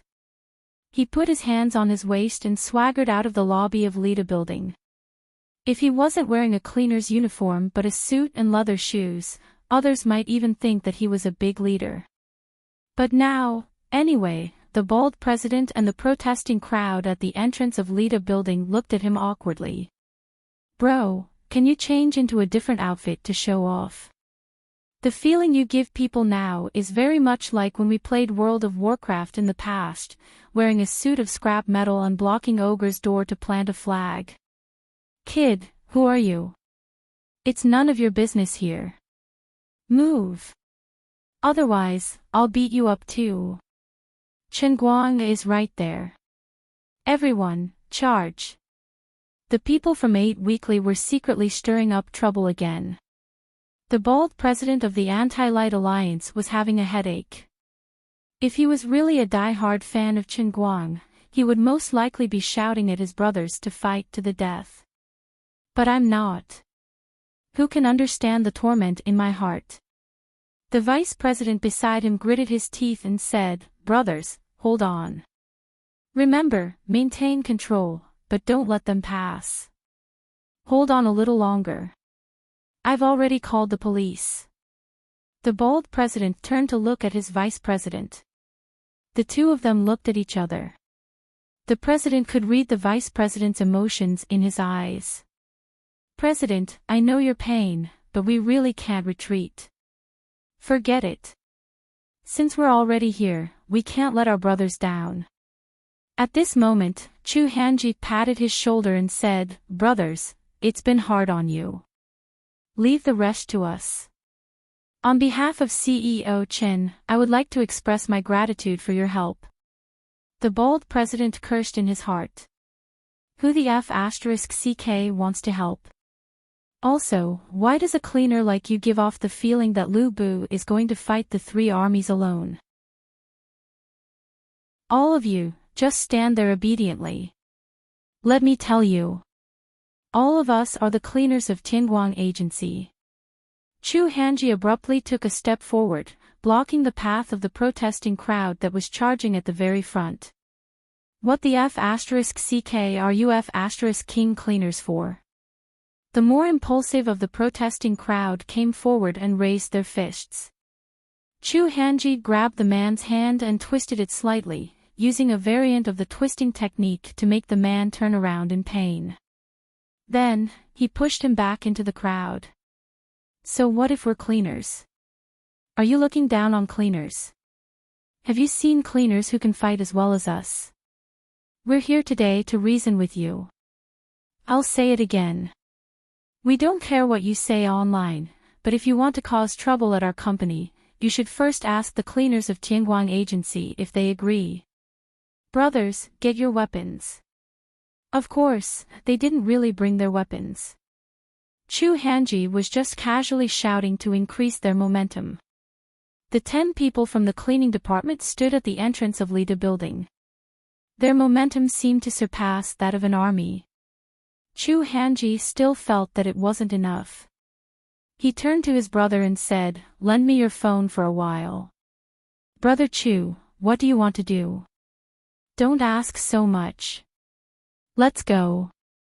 The young man uneasily took out his phone. Special Forces elites like him were usually forbidden from using personal phones. It wasn't easy for him to buy a new model after transferring out of the military.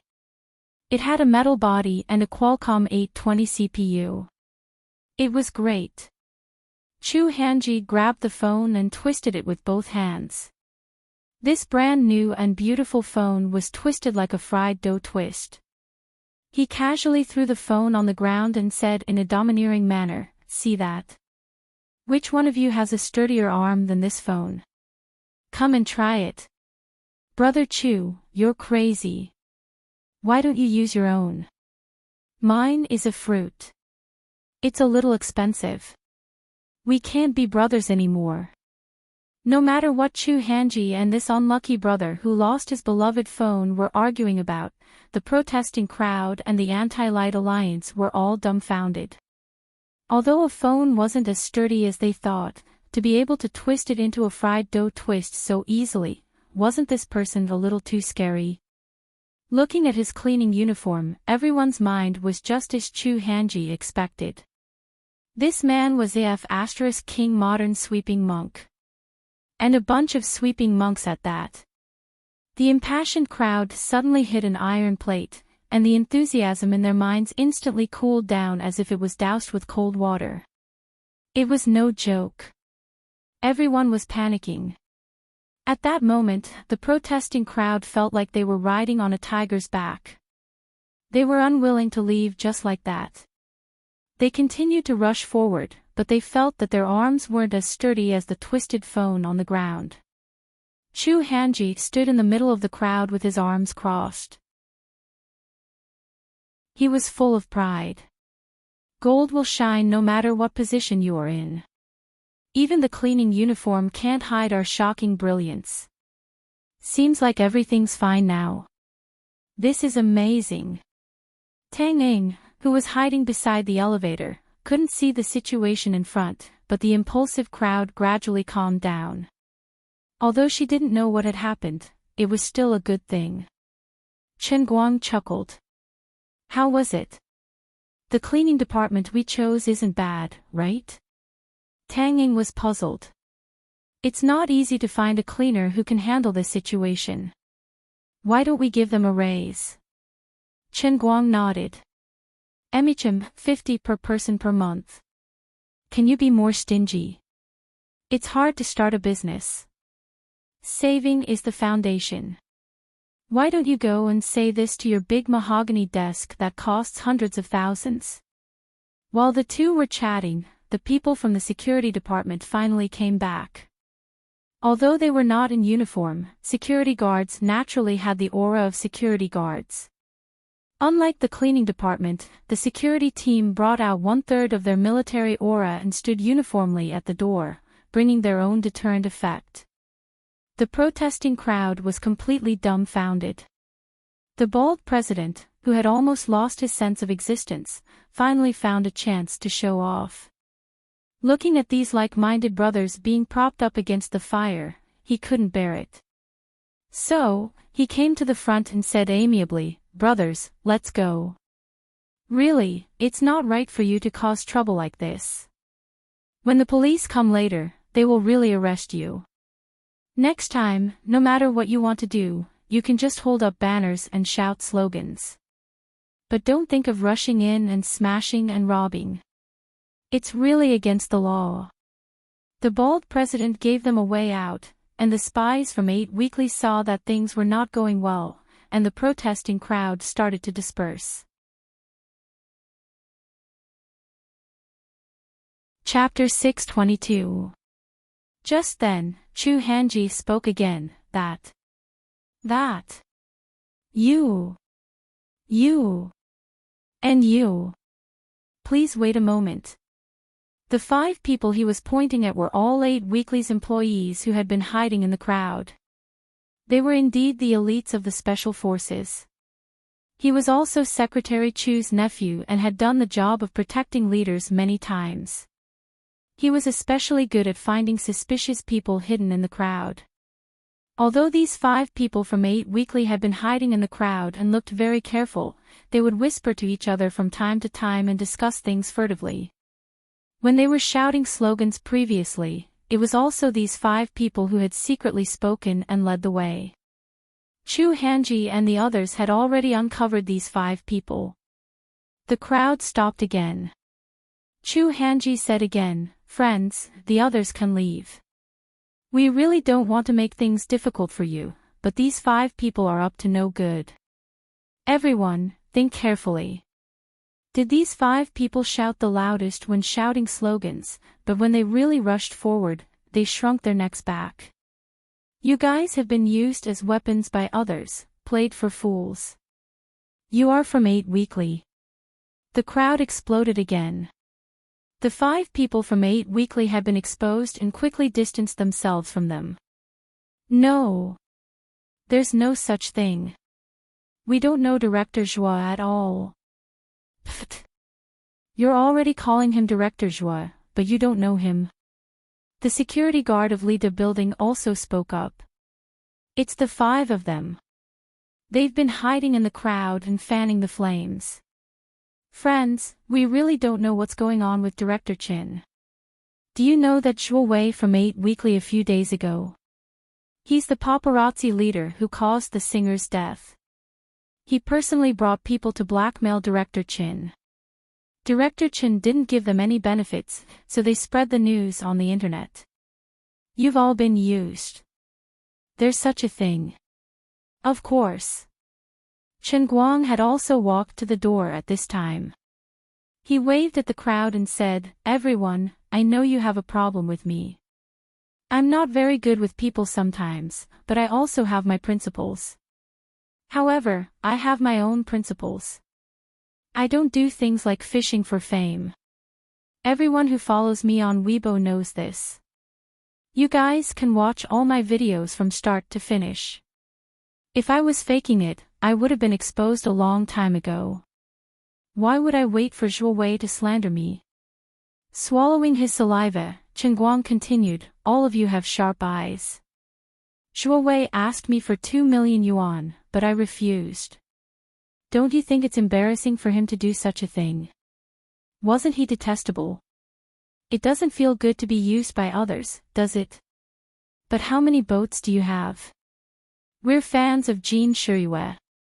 Exactly. Even if everything else is true, you're still a scumbag. Chen Guang waved his hand again. Please, everyone, use your brains. If I'm really a scumbag, how could Jin Shirue not know? Would she continue to stay silent? I just called her yesterday.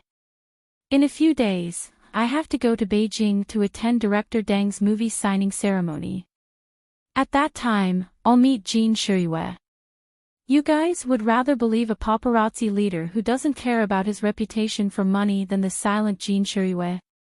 It seems like what he said makes sense. It does make sense. Seeing that his bluff worked, Chen Guang struck while the iron was hot. Of course it makes sense. You guys were indeed played by Zhuo Wei. In the time it took for them to chat, the security department and the security team found a lot of specialized camera equipment from the 5 employees of Octagon magazine. Looking at the micro-cameras, hidden earphones, and other equipment all over the floor, everyone really believed it this time. You still dare to say you're not from Octagon magazine? What are these?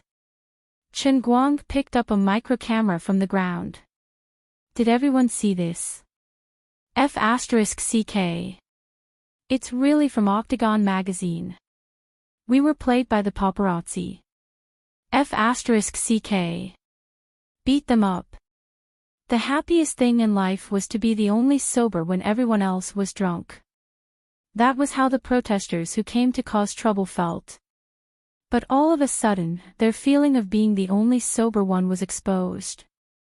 Not only were they not awake, but they were also played by the paparazzi. How could they not be angry? No matter what, they couldn't come here for nothing. They had to beat someone up to vent their anger. The 5 people from Octagon magazine were in big trouble. Fortunately, they had rich experience in being beaten up. They also knew how to protect themselves when being beaten up by a group of people. They all obediently curled up their bodies to protect their vital parts. After waiting for about another 5 minutes, the police who received the call finally arrived and saved the 5 unlucky people. See? I told you it's fine. You're the only one who worries all day. You should just stay in your hospital and be a doctor. After praising the people from the cleaning department and the security department, and thanking the boss of Lida, Chen Guang personally drove Tang Ying back to the hospital for her night shift. Before getting out of the car, he said this. Fine. You're the best. Whatever you say. But just you wait, Zhuo Wei put another 5 people in prison. The more he loses, the more unsatisfied he will be. He'll come looking for trouble again. Tang Ying felt a headache coming on. At most, we'll just give him some money. Why do you have to fight with this kind of person? People who have nothing to lose are not afraid of those who have shoes. We've started a company now. Fighting with a mangy dog like him is very disadvantageous. You don't understand. This is a principle. Like hell I don't understand. Then tell me, what will you do if he continues to make things difficult for you tonight? In fact, Chen Guangzhen was also having a headache. Zhuo Wei had really become a dogskin plaster. With him jumping around like this, Chen Guangzhen was also annoyed. However, as the old saying went, in the end, Chen Guangzhen was still a reasonable person. When he met a scoundrel who kept begging and begging, and he was teacher Zhuo's uncle, Chen Guangzhen could not be ruthless. It was impossible to say that he wasn't annoyed. But he couldn't do anything to him for the time being. Other than that, in a sense, Zhuo Wei also had the support of the elders above him, which made him even more unscrupulous.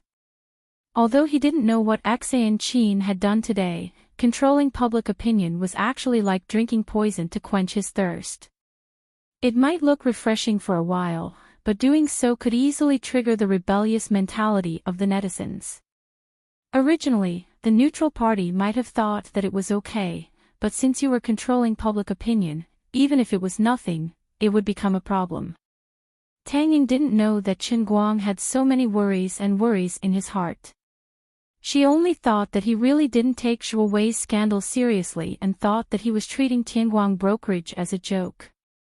If the company really messed up, it would be her Tang family's money that would be lost. Of course, from a friend's point of view, Tang Ying really hoped that Chen Guang could make a career out of it. Now that Tang Ying had become the vice president of Tianguang brokerage, it would be embarrassing for her to boast in front of her subordinates. No matter how she looked at it, Tang Ying had a reason to be anxious about this matter. Don't always have such an indifferent attitude, kid. You're making me anxious to death. Tell me, what are you planning to do? Chen Guang spread out his hands. I don't know.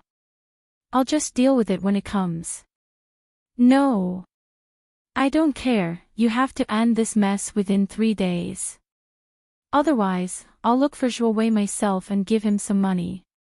Don't do that. Won't I feel bad? But it's even worse now. Let's make another bet. If you can do it within 3 days and change the topic on the internet, I'll use my mouth for you. Chen Guang stared at her. What? He thought he had heard wrongly. Tang Ying was furious.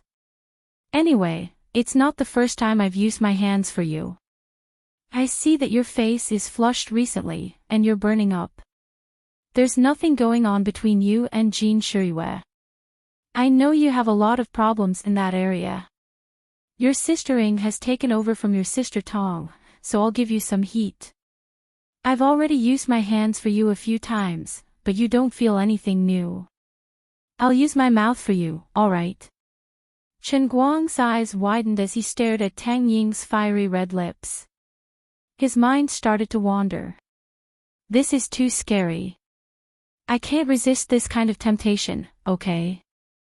Also, if you can't do it, don't even think about taking advantage of me in the future. You have to accept this bet. Chen Guang nodded. I'm going all out. Within 3 days. The two of them clapped their hands together to seal the vow. Tang Ying got out of the car and slowly calmed down from her anxious state. She was stunned for a moment before she slapped her forehead and muttered to herself, "Am I stupid? Have I gone mad? Why would I make such a bet with him?" She had been too anxious just now and her brain had short-circuited. That was why she had said such shameless words. Now that the wind blew, she felt a chill in her head and sobered up. She recalled the scene of that guy's D***ck in her mouth. Goosebumps rose all over her body. She regretted it so much that her intestines turned green. Tang Ying, how can you be so shameless? Tang Ying, have you gone crazy from being a 25 to 26-year-old virgin? She pounded her chest and stomped her feet in frustration. She couldn't go back on her words now. She, Tang Ying, was a person of her word. As she walked up the stairs, she slapped her head in regret. Forget it. If Chen Guang didn't want to fork out the money, 3 days wouldn't be enough to make Zhuo Wei and his 8 weekly magazines give in, right? If Zhuo Wei really wanted to give in so easily, he would have done so long ago after he had captured so many people. So, this unlucky bet, let it go with the wind. Chen Guang wouldn't be able to do it anyway. Tang Ying comforted herself. On the other hand, Chen Guang was riding on a high horse. He had been annoyed by Zhuo Wei's matter for the past few days and was on the verge of exploding. However, he didn't expect it to be the eunuch who was anxious. No, it was the concubine who was anxious. Sister Tang Ying was even more anxious than I was. She was actually so anxious that she came up with such an explosive bet. As soon as he imagined the scene, the haze in Chen Guang's heart was swept away. The grievances he had suffered these past few days were all worth it. Next, the scumbag Zhuo Wei would have to wait and see how powerful the old man was. As Chen Guang drove, He whistled in the direction of his house. Halfway there, his phone suddenly rang. When he took a look at it, it was an unknown number. "Is this Shuwei?" Chen Guang asked as soon as the call went through. "Mr. Chen, you're quite understanding. How have you been? Have you been happy the past 2 days?" Shuwei asked in a strange tone. "It's been all right. I'm indebted to you for taking care of me, fatty. I'll definitely repay you in the future." Chen Guang's tone was even more strange. "Mr. Chen, this is just the beginning. I've just written a long article praising you and sent it out. You have to read it later and give me some comments. I'll comment on your whole family. I'll give you 10 more seconds. I'm hanging up." Chapter 623. 20 million. I'll stop and apologize to you publicly. Not only will I never slander you again, but I'll also report to you if I accidentally take any negative news about you. In addition, with my reputation in the entertainment circle, as long as you and I reach an agreement, I'll help you find out who wants to deal with you in the future. What do you think? Or if anyone else in the entertainment circle wants to go against you, I'll help you. This is called strategic cooperation. Shuwei finally opened his mouth and offered a sky-high price, but it sounded good. Strategic cooperation with China's top paparazzi. Chen Guang laughed. "Take a piss and look at yourself. 20 million. I won't even give you 20. I'm a serious businessman, and I'm also a righteous artist. I'm not afraid of you at all. How can a human cooperate with a dog? You know what's good for you. This is the last chance I'm giving you." Chen Guang couldn't be bothered with this retard. He hung up the phone and didn't rush to drive. Instead, he went online to check the situation. Sure enough, Enchanting's control of public opinion seemed easy for a while. But after brewing for the entire afternoon, Shuwei's water army became more covert and cunning.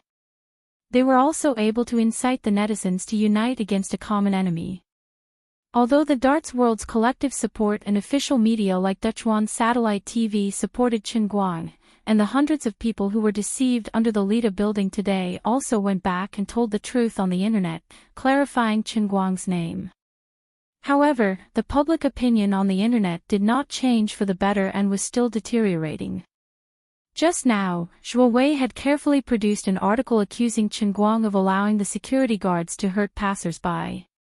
The passers-by in his photo were the 5 employees of 8 News Weekly who were taken away in the afternoon. Of course, these people were indeed bruised.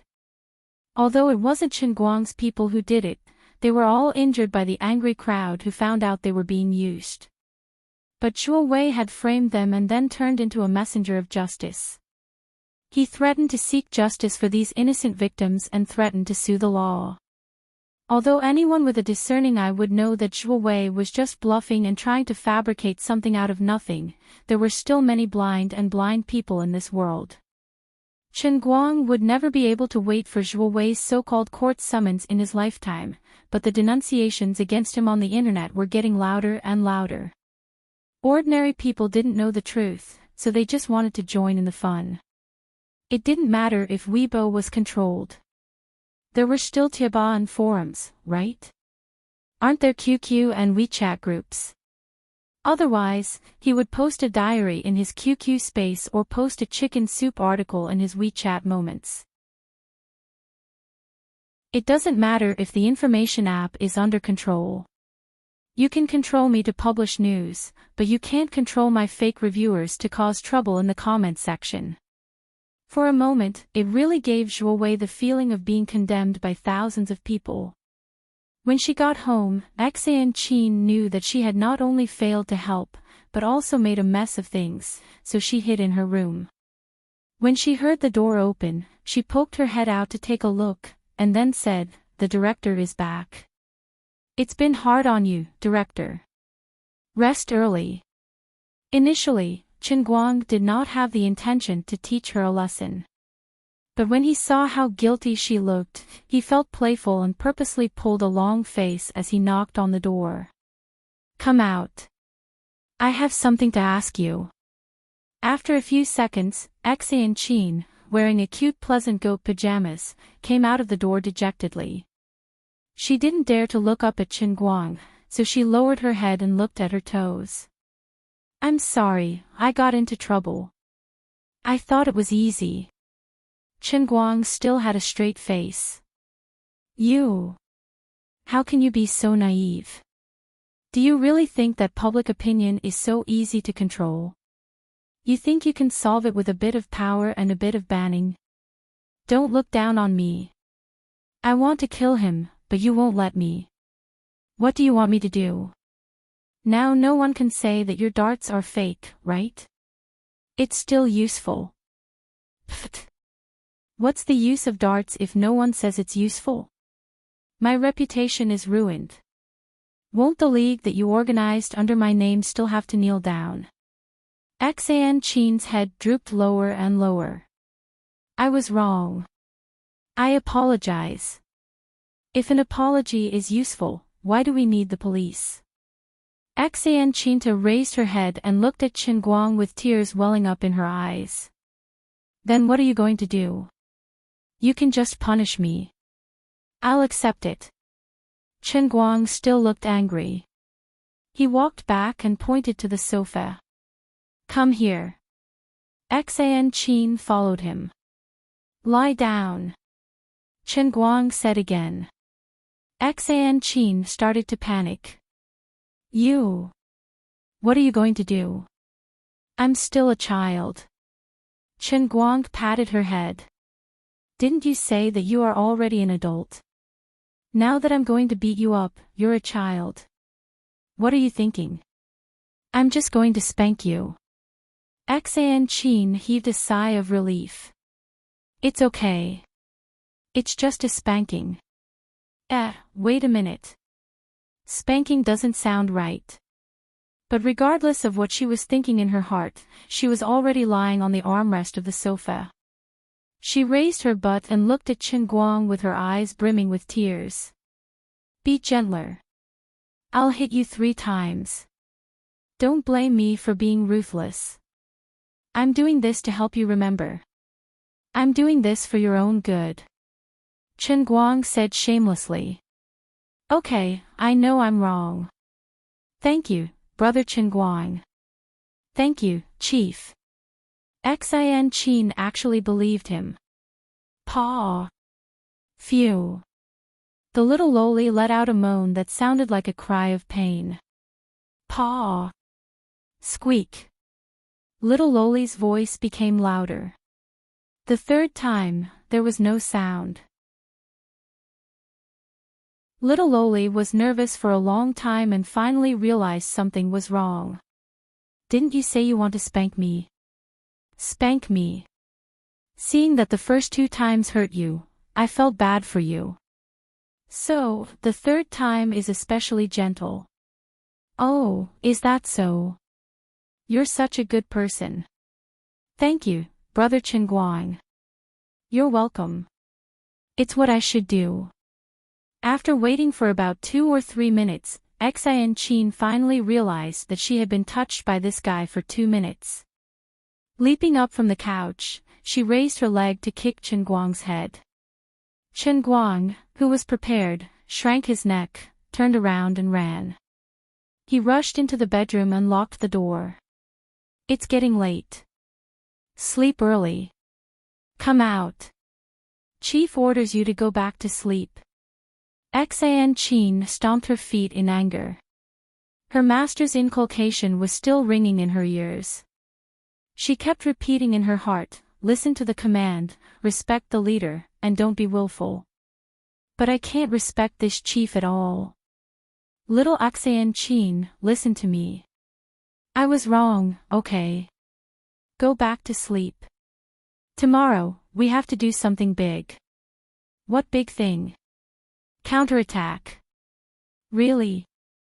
Do you have any ideas? Enchanting's attention was diverted. Don't panic. I have my own plan. You'll know tomorrow. Enchanting believed his words and finally settled down and went back to the bedroom. Chen Guang pressed his back against the door. When he heard the sound of Enchanting closing the door, he heaved a sigh of relief. Provoking the little tigress was really poisonous. He knew that the risk was high, but the temptation was also great. As for the so-called mountain man's plan, don't fool around. That was just nonsense to fool Enchanting. Don't take it seriously. Of course, sometimes there was retribution for asking for trouble. Just now, it was fun to take advantage of Enchanting, but when he returned to the room, he still had a silver spear on his head. He didn't dare to sleep on his stomach. There was still a fire in his heart that he couldn't calm down. This was not enjoyment, but suffering. He was quick-witted.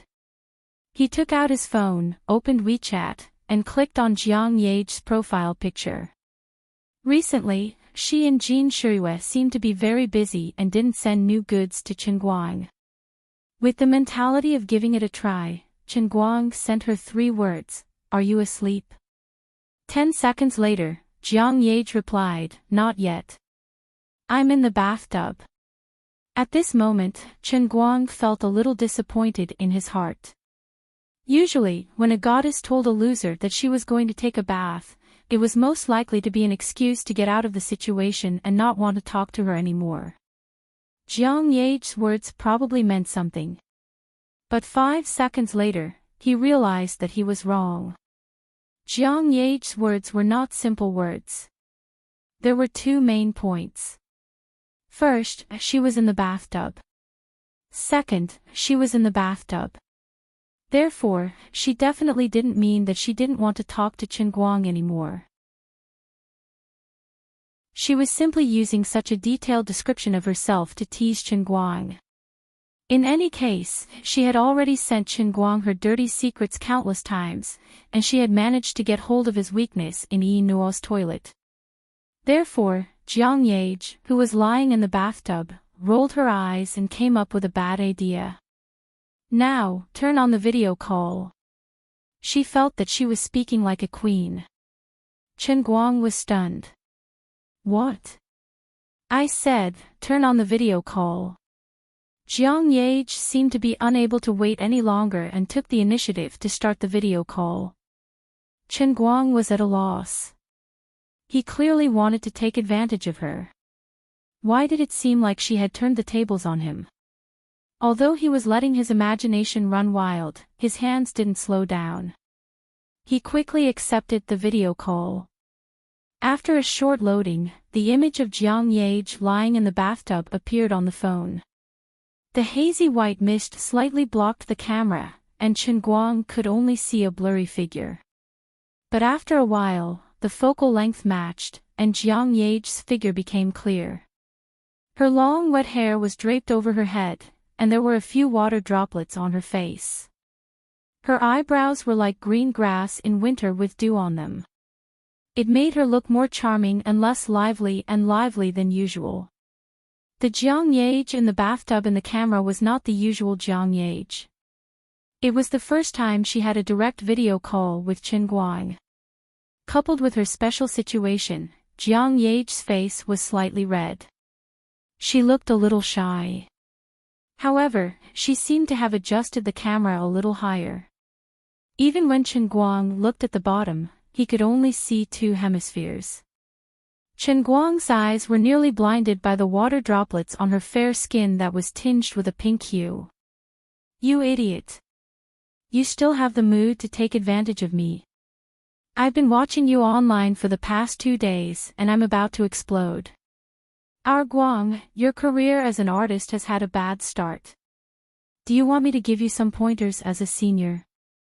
In the camera, Jiang Yage was tickled by Chen Guang's anxious look. She covered her mouth and giggled.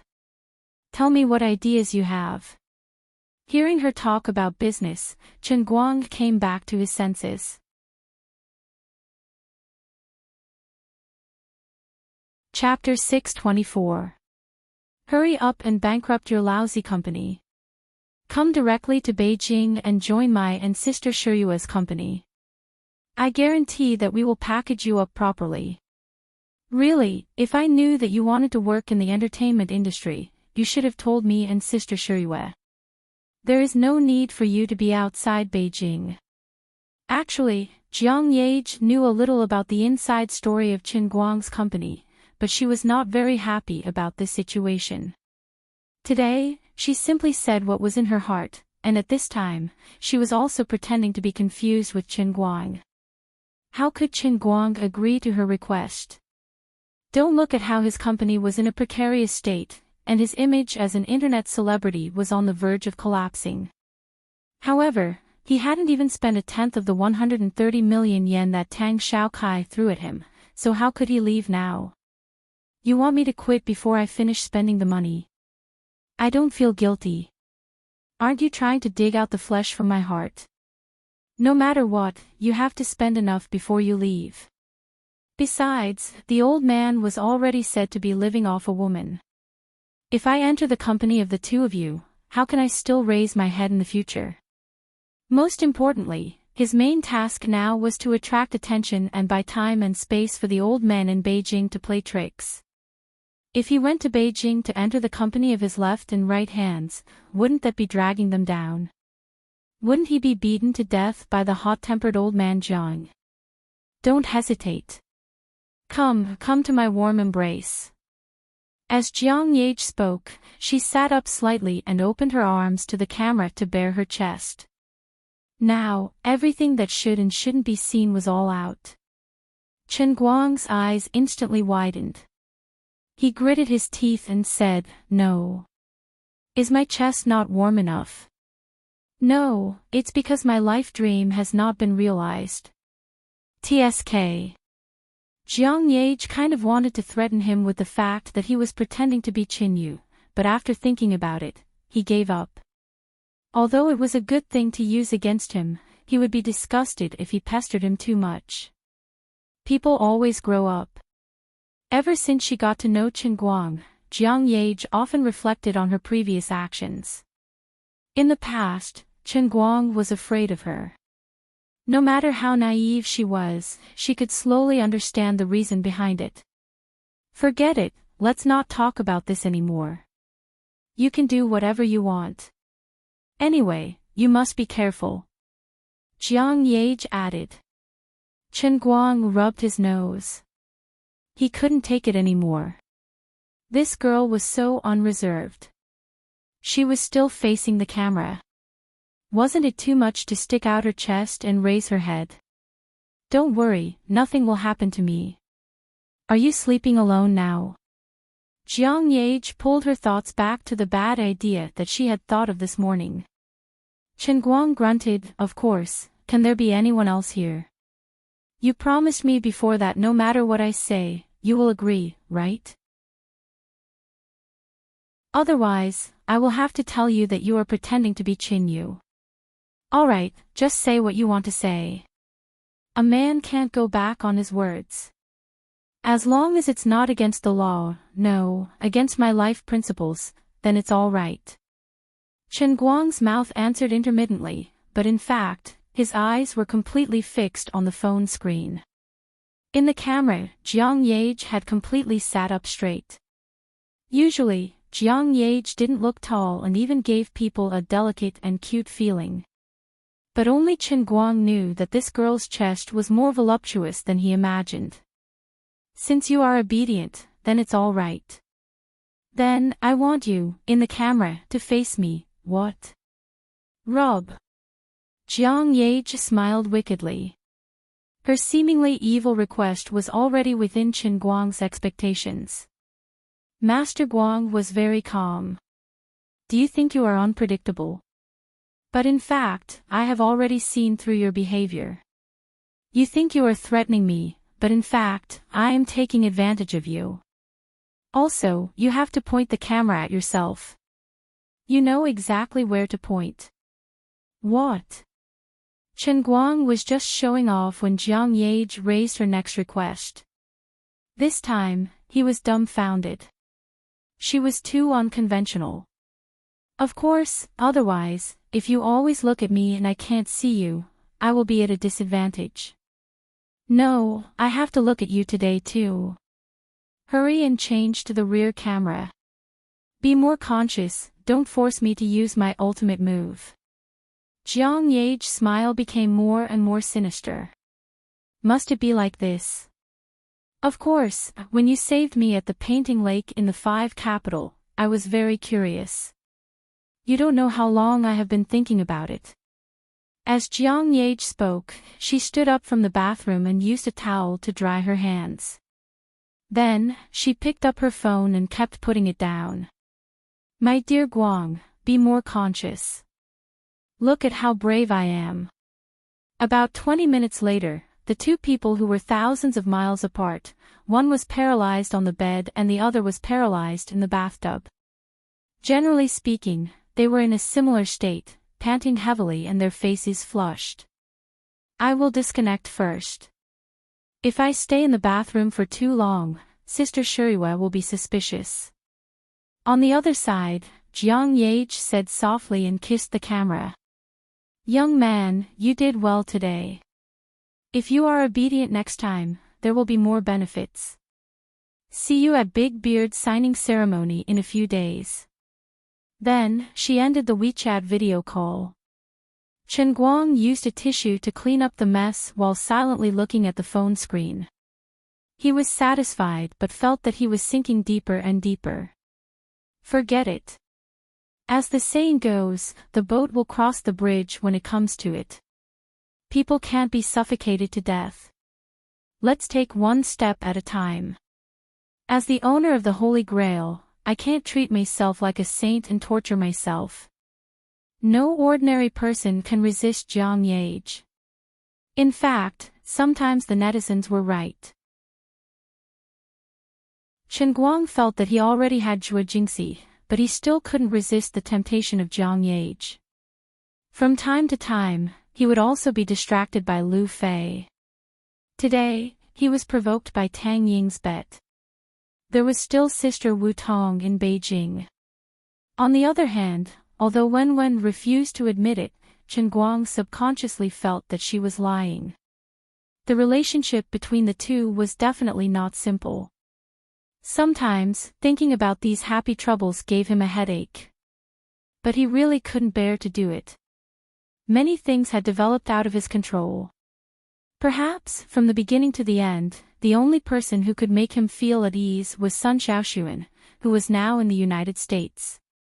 But thinking about it from another point of view, was it really fair to her to always make her pay in love but never give her any response? Chen Guang couldn't find an answer to this question. He could only think silently that people would always change. Perhaps time would be able to give these things an answer. As for now, he would take one step at a time. The next day, Chen Guang woke up early. He first went online to check the news. The situation was not any better than the day before, and the netizens were still scolding him. Because of Axian Qin's actions yesterday, Weibo and other major media outlets with official background articles were silent. But it couldn't stop the enthusiasm of the netizens. Yesterday, after Zhuo Wei tried to negotiate with Chen Guang for the second time and was cut off, he seemed to have increased the number of internet water army. With more ghostwriters, more netizens started to criticize Chen Guang on the internet. Including the hospitalized employees and the investment in the online advertising campaign, this time, Zhuo Wei had put in almost all his money. In order to force Chen Guang to submit, he had spent at least 7 figures. He couldn't stop here. Now that Chen Guang was in a difficult situation, Zhuo Wei couldn't back down. If Zhuo Wei gave up just like that, not only would all the investment go to waste, but his reputation in the industry would also be completely gone. I'll go downstairs to buy breakfast. After waiting for a while, Axian Qin also woke up. She seemed to be in a good mood as she skipped downstairs. When she came up, her face was dark. That Zhuo guy sent people again. This time, they were very careful and kept hiding in the car. When I realized something was wrong, they drove away. Again.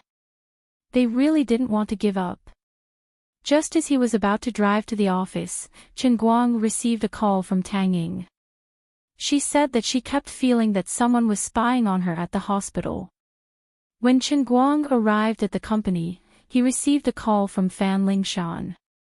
Just like what Tang Ying had said, someone had also gone to her school. Chen Guang was stunned. He took out his phone and called the unknown number from yesterday. On the other end, Zhuo Wei sounded very proud. "Mr. Chen, how was it? Did the gift I prepared for you today meet your standards?" Of course, Zhuo Wei was proud. After a few days of effort, he had more or less figured out Chen Guang's main social connections. Other than some that he couldn't find, or his family members who were currently abroad, Zhuo Jingxi, Sun Xiaoxuan, or Jin Shiyue and Jiang Yage, who didn't dare to follow him, everyone else, including Tang Ying, Fan Lingshan, and even Chen Guang's cousin, Feng Yong, didn't escape. Everyone who was close to Chen Guang, he had sent people from Octagon Weekly to follow them. Keeping an eye on these people might not be able to dig out any big news, but Zhuo Wei felt that it could give Chen Guang the illusion that his attacks were overwhelming. For the sake of this big project, Zhuo Wei had invested almost everyone from Octagon Weekly. "I'm quite satisfied." Chen Guang snorted coldly. Now that things had come to this, he had learned a lot. 30 million. Our strategic cooperation has increased again. I'm sure you know that I'm using the entire Octagon Weekly to play with you. Brother, that's not how you do business. Harmony brings wealth, right? Go play with your balls. Chen Guang hung up on him again. Xan Qin, who was next to him, blinked and looked at him. "Is this your mountain man has a brilliant plan?" Chen Guang snorted through his nose. "Of course it's not over. Help me call everyone from the security department and cleaning department over." "Oh, right, call the people from the cafeteria department over too." "Are you going to make a move?" Xan Qin asked. Chen Guang grunted. "Since I've been called a violent maniac on the internet, I might as well be even more violent. I want to see how many people from Octagon Weekly will play with me. Before, he was hiding things from me, so it was inconvenient for me to find people. Now that they've all come out, it's time for me to fight back." After Xan Qin left, Chen Guang called Zhuo Jingxi again. Looking at the time, it should be 11 or 12 o'clock in the evening in the United States. Zhuo Jingxi was still awake. Before Chen Guang could say anything, Zhuo Jingxi said angrily, "I just saw it on the internet. Third uncle is really too much. How could he say that about you?" It seemed that only she knew about this.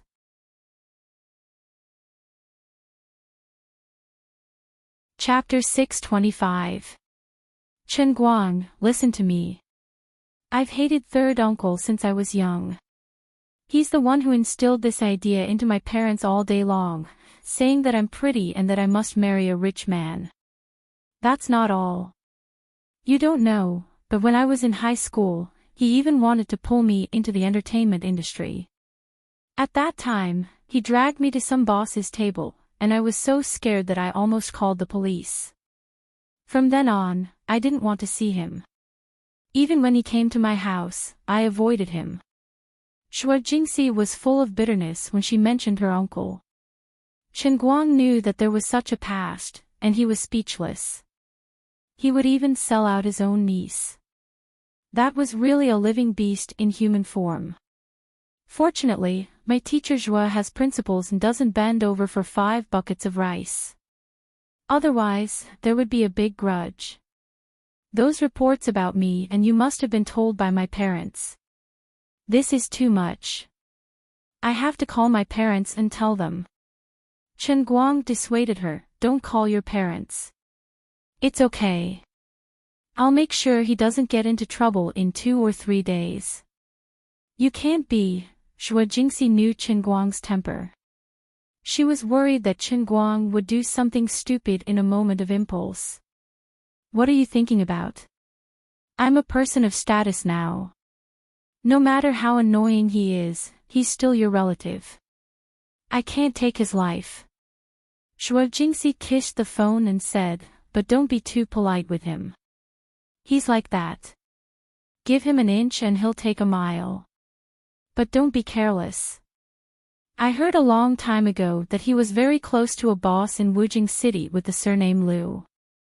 Don't be rash. Don't worry. The biggest boss in our country is protecting me. What's a boss in Wujing City?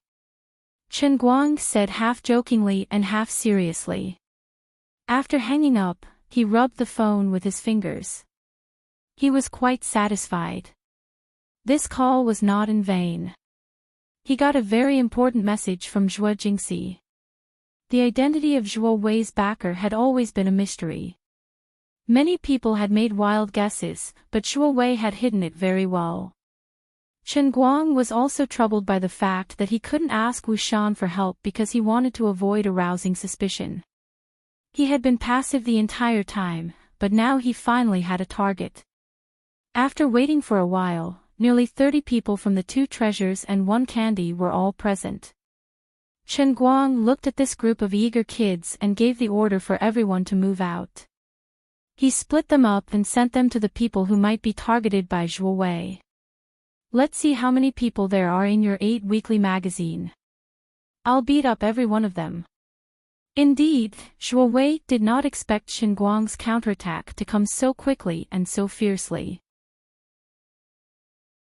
Under the attack of the 2 treasures and 1 candy sent by Chen Guang, the 108 King Kong warriors of 8 weekly magazine, which he was so proud of, only lasted for less than a day before they were completely annihilated. Chen Guang wrote down a list of people who might be targeted and then let these 30 people set off. Except for a few people who might be targeted, such as Tang Ying and Fan Lingshan, at least one of his 3 or 4 friends, including Zhu Jifa and the others in Lilai County, went.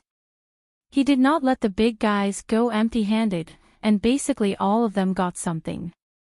Although the people from 8 weekly magazine were usually in groups of 2 or 3 people, and most of the people sent by Chen Guang were lone rangers, the strength of the 2 sides was not proportional. When the special warfare elites from the Shun special training camp dealt with ordinary people, it was already modest to fight 1 against 5, and it was considered low-key to fight 10. Although the people from 8 weekly magazine were good at taking photos, the special warfare elites could even find foreign secret agents and spies, let alone the paparazzi. According to Chen Guang's custom-made requirements, all the 8 weekly magazine employees who were found were sent to the hospital. In the words of the people sent by Chen Guang at that time, it was roughly like this: I have prepared 100,000 yuan for each person's medical expenses. You guys beat up about 100,000 yuan for each person to recover. If Zhuo Wei dares to sue, I dare to accept it. Of course, you'd better do it quietly, don't leave any evidence. Of course, he said this in a fit of anger. With the methods of Chu Hanji and the other experienced people, there would be no sequelae, but these people would not be able to get out of bed for at least half a month. For the whole day, Chen Guang happily stayed in the office and listened to the good news coming from outside. From time to time, he would walk around the 15th floor of Lida building. Seeing that his new company was becoming more and more presentable under the busy renovation team, he felt comfortable in his heart. In addition, he also gave the first order to everyone in the new company. During this period of time, the most important thing for our company is to all post and reply on the internet. Those who have acquaintances in the media or the internet water army, help me find people, it doesn't matter if it costs money. Those who don't have acquaintances and connections, smash the connections for me with money. Whether or not our company can succeed depends on whether or not my reputation as an internet celebrity will be ruined. Protecting my golden reputation is more important than anything else. Of course, these words were only discussed with the most core department managers by Chen Guang for the time being. The specific implementation was handled by Yu Hong and the other department managers. Around noon, after the people who were knocked unconscious and sent to the hospital reported the news, Zhuo Wei finally realized that something was wrong. But when he tried to get everyone to withdraw, it was already one step too late. The others hadn't reported the news yet because they were on the way to the hospital, or they were lying in the hospital and hadn't woken up yet. After another half an hour, after confirming that all the people he sent out had been wiped out, Zhuo Wei called Chen Guang again. This time, it was Chen Guang who spoke first. "Damn fatty, is my greeting gift okay? You've completely infuriated me, Chen Guang." Zhuo Wei gritted his teeth. "What are you talking about? What happened? Did something happen at home? What did I do to make you angry? I think you've been thinking about money so much that you've gone crazy recently. But you should be buying lottery tickets, not calling me." Chen Guang lied through his teeth. Within a day, all his people were sent to the hospital.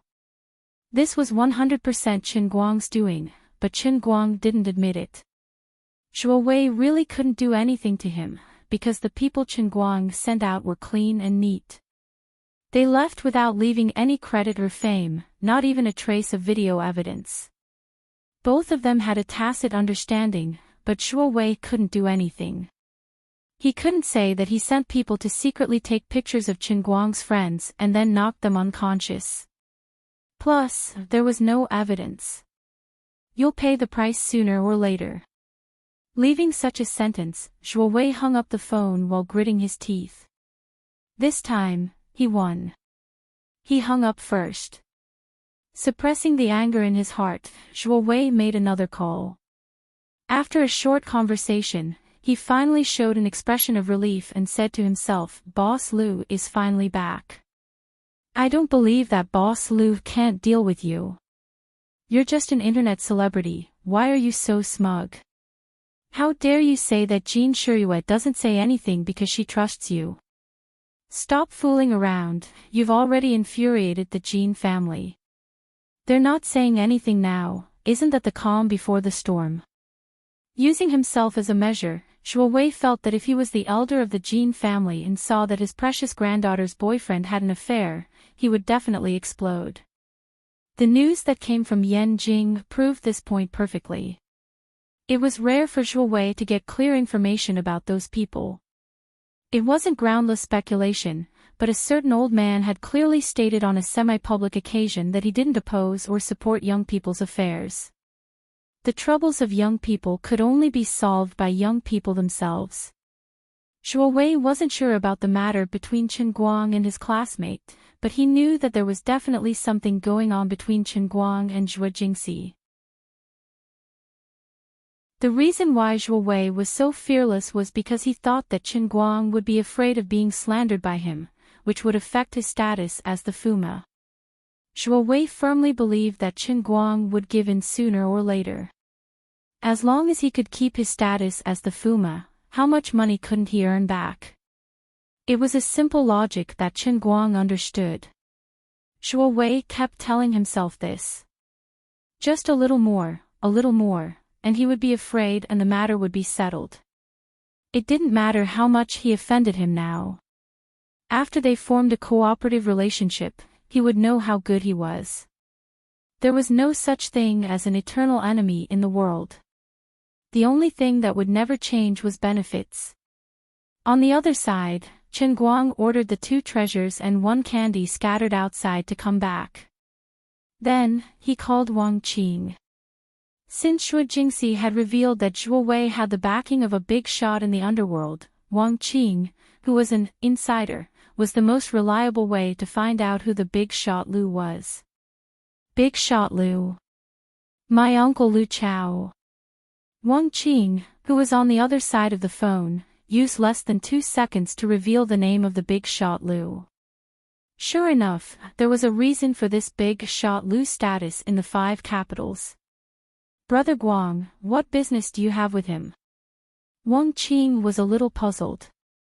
In the past, although Chen Guang knew his identity, he almost never asked him about the 5 capitals underworld. Is this person very powerful? Chen Guang asked. On the other side of the phone, Wang Qing's expression became serious. It sounded like the matter was quite troublesome. Brother Guang, you also know that the times are different from the past. In my dad's line of work, he's more of a businessman. Of course, sometimes, the words of a businessman like me are more useful than an ordinary businessman. We do proper business, even if it's a little bit improper. As for Big Shot Lu, his status in the underworld is similar to my dad's. Currently, in our province's underworld, Big Shot Lu's words carry enormous weight. What's his main business?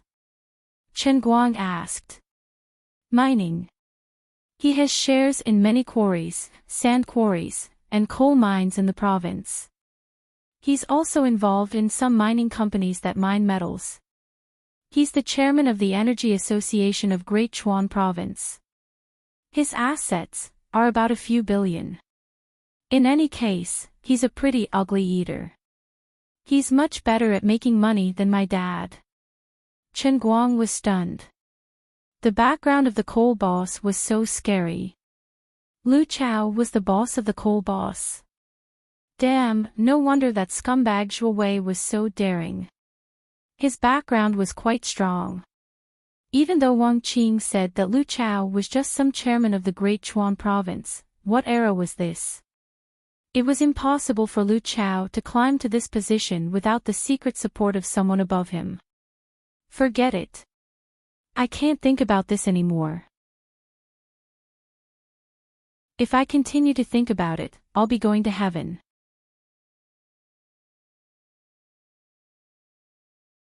Chapter 626.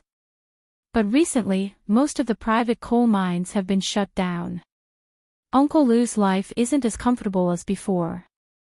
I heard that he plans to invest in other energy industries. From what I know, he bought a lot of shares in a gas station investment company. A few days ago, he went overseas to investigate something, some new energy technology called wind power. He came back from abroad this afternoon and invited some people to his cocktail party to catch up. My dad and I are going as well. Although his business doesn't overlap with my family's, you know, people like us tend to stick together. I see. Chen Guang thought about it and decided to go talk to him. If it really didn't work out, he could only bring out the imperial sword that the elders had given him. He didn't believe that he couldn't suppress Lu Chao. Old men, you can't blame me for leaking the news. You guys are having a good time being a hands-off shopkeeper. Who's going to charge and break through the enemy lines while I'm at the front? I'm almost dragging Zhuo Wei down to the point that even his underwear has fallen off. My head is about to explode. If you guys don't say hello, I'll say hello myself, right? If the news really gets out, don't look for me. Go look for that Lu guy yourself. You know that I've been getting quite a lot of flack on the internet recently, right? Chen Guang asked. What? Who dares to flame you? I'll go beat the hell out of them. He didn't expect Wang Qing to explode. Chen Guang, did you go to the primeval forest these past few days? Right now, with the overwhelming attacks on the internet, the power is not much different from directly appearing on the news broadcast, right? You actually don't know. Wang Qing really couldn't be blamed. After helping Xiao Tsong with the throne challenge, Wang Qing was sent to the deep mountains by his dad to be his supervisor. Today was his day off and he had to go to Boss Lu's cocktail party. He only came back early in the morning. Ever since he stopped racing and started doing serious work, Wang Qing's life wasn't much better than Lu Fei and Zhong Bai's. He basically worked as a coolie for his family. It was easy to conquer a country, but difficult to defend it. The second and third generation would have to take over the job sooner or later. Of course, the elders couldn't let them be too free. After playing around, it was time to get down to business. Chen Guang and Wang Qing chatted briefly. Only then did Wang Qing realize that Chen Guang was in a terrible situation because of a paparazzi. However, Chen Guang also pointed out that Zhuo Wei's backer was Lu Chao, so things really became troublesome. Brother Guang, don't worry. I'll accept this. Although I didn't know about the relationship between Zhuo Wei and Uncle Lu, I'll ask Uncle Lu directly. If it's true, he'll at least give me some face. I'll put in a good word for you. Sister Lu Fei and brother Zhong Bai will be there tonight. If my reputation alone isn't enough, then the reputation of a few families combined should be enough. Wang Qing said that he would pick him up at around 5:00 in the afternoon to go to Lu Chao's club. So this is your solution? Xan Qin leaned over and asked. Chen Guang leaned back and leaned comfortably on his leather sofa. Who doesn't have a backer these days? Since we don't want his life or money, then we'll compete with him on his backer. So you want to pry open his backer? Xan Qin asked again. Chen Guang snapped his fingers. That's right, but there's no reward. Looking at his smug look, Xan Qin rolled her eyes. She didn't ridicule him. Instead, she was looking forward to it in her heart. She really didn't know what would happen when that damn fatty suddenly found out that the backstage that he was most proud of had been overturned. On the other side, Zhuo Wei wasn't very happy either.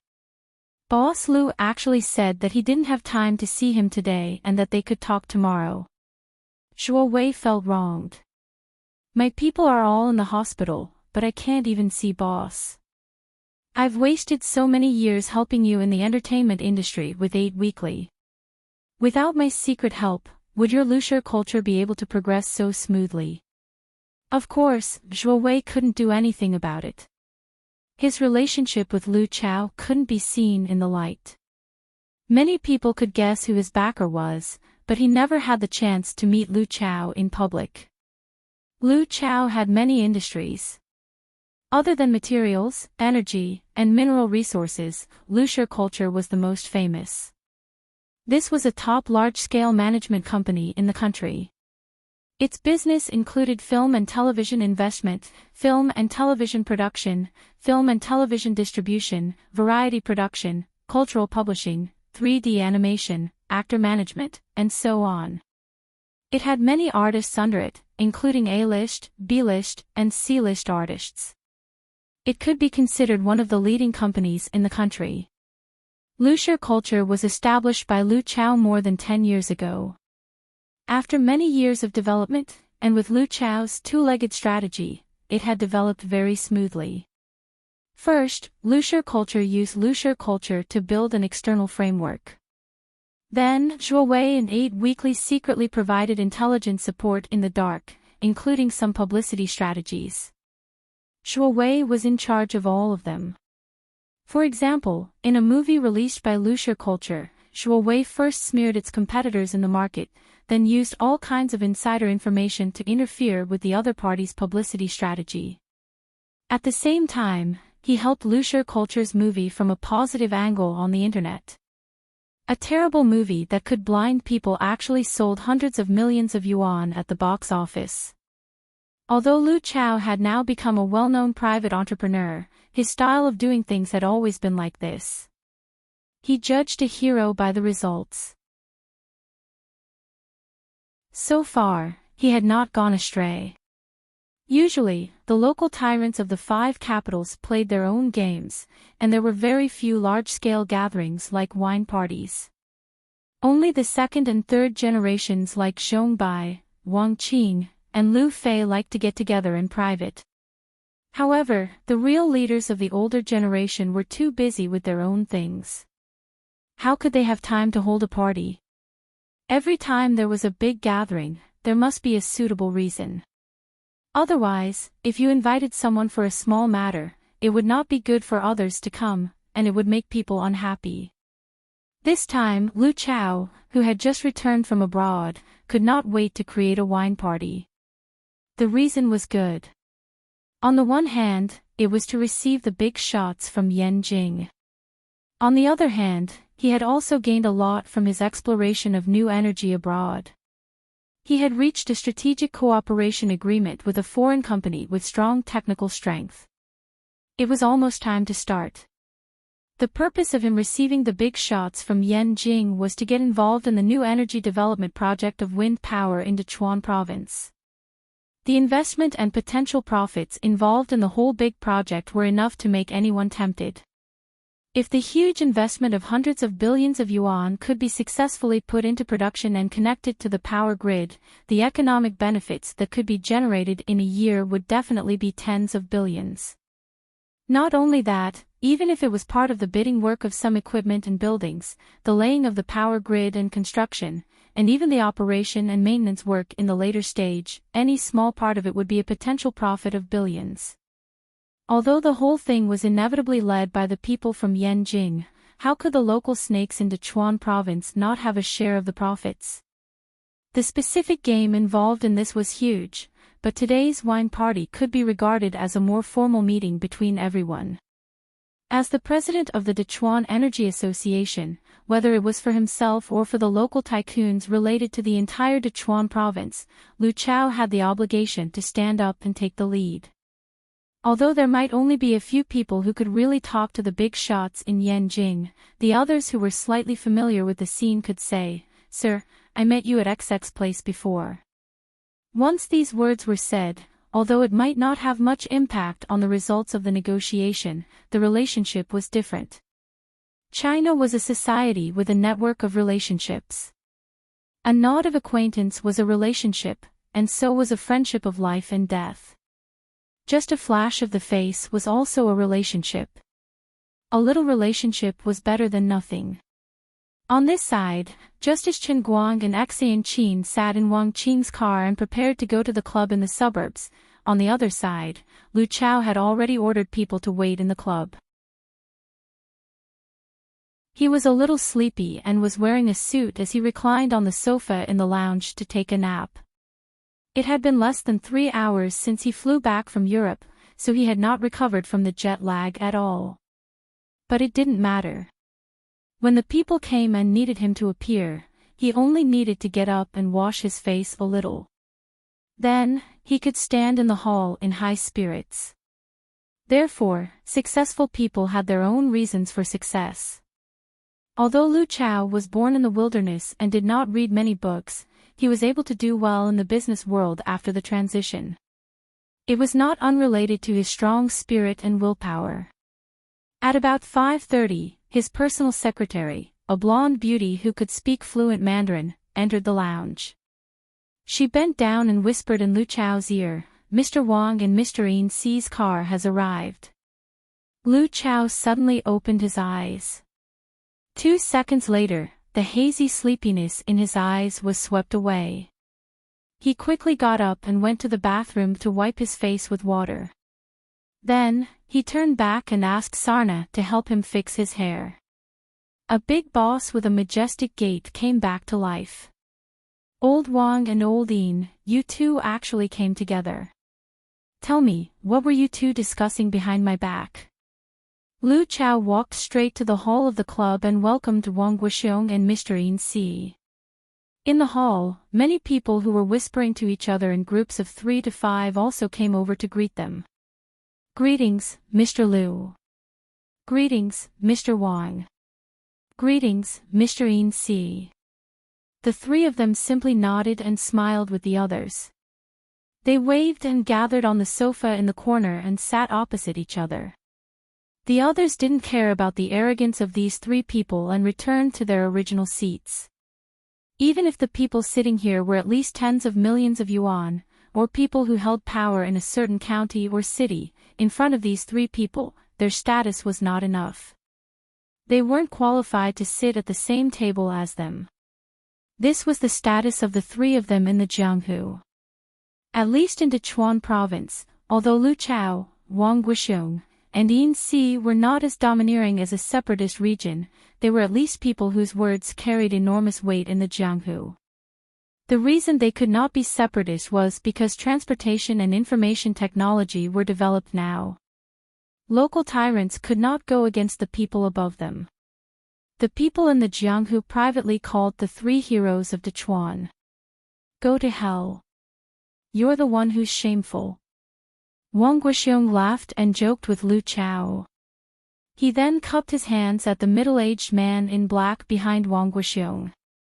I haven't seen you for a few months. Mr. Tai's complexion looks better. Did your martial arts improve again? The person who was called Mr. Tai also bowed politely to Wang Guoxiong. Mr. Wang, you're too polite. At my age, I really don't dare to say that my martial arts have improved. If I take good care of my health, I'll be thankful if I can work for a few more years. I'm just afraid that when I'm old, Mr. Liu will see that I'm useless and send me flying with a kick. Lu Chao patted Mr. Tai's hand. Old Tai, I don't like what you said. I owe you almost 7 or 8 or 9 lives. When you're old, I'll be old too. Us brothers should put down our airs and go sightseeing wherever we like. Seeing how close Lu Chao and Mr. Tai were, Wang Guoxiong and Yin Si were extremely envious. This Tai Xinju was a powerful person. It was said that he came from some Jianghu sect. He could split rocks with his bare hands and was very powerful. All these years, he had followed Lu Chao through wind and rain and saved Lu Chao's life many times.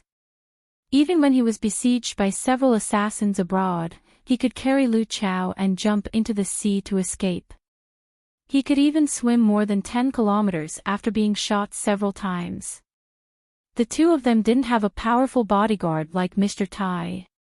If they really had such a person by their side, anyone would be willing to risk their lives to have a heart-to-heart with him. By the way, you called all of us here. Is there really a plan for that? After chatting for a while, Yin Si brought the topic back to the main topic. Lu Chao's expression changed. He first looked at Wang Guoxiong, then at Yin Si.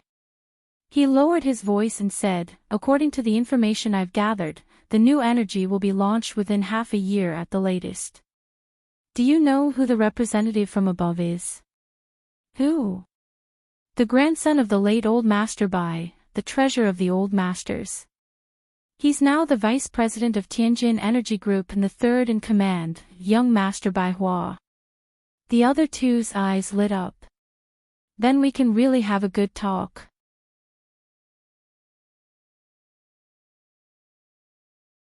Chapter 627. Although it was impossible for Bai Hua to have the final say in such a big matter, he could represent the will of the upper echelons to a certain extent. His opinion had a high reference value. Since the three heroes of Dechuan wanted to intervene in this matter, it was necessary to communicate with Bai Hua. It was not difficult to explain why the three big shots were gathered here to wait for someone who was considered a junior to them.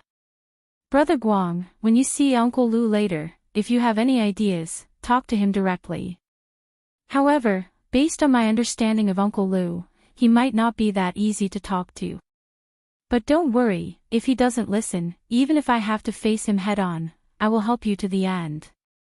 I know Zhuo Wei. He's not a good person. If he didn't mess with me before, I would have beaten that scum to death long ago. Before getting out of the car, Wang Qing patted his chest and vowed to Chen Guang. However, Chen Guang waved his hand. Forget it. Since Lu Chao's position is similar to your father's and he has a good relationship with your family, why would I make things difficult for you? When the time comes, don't say anything. Remember to tell your father, I will handle it myself.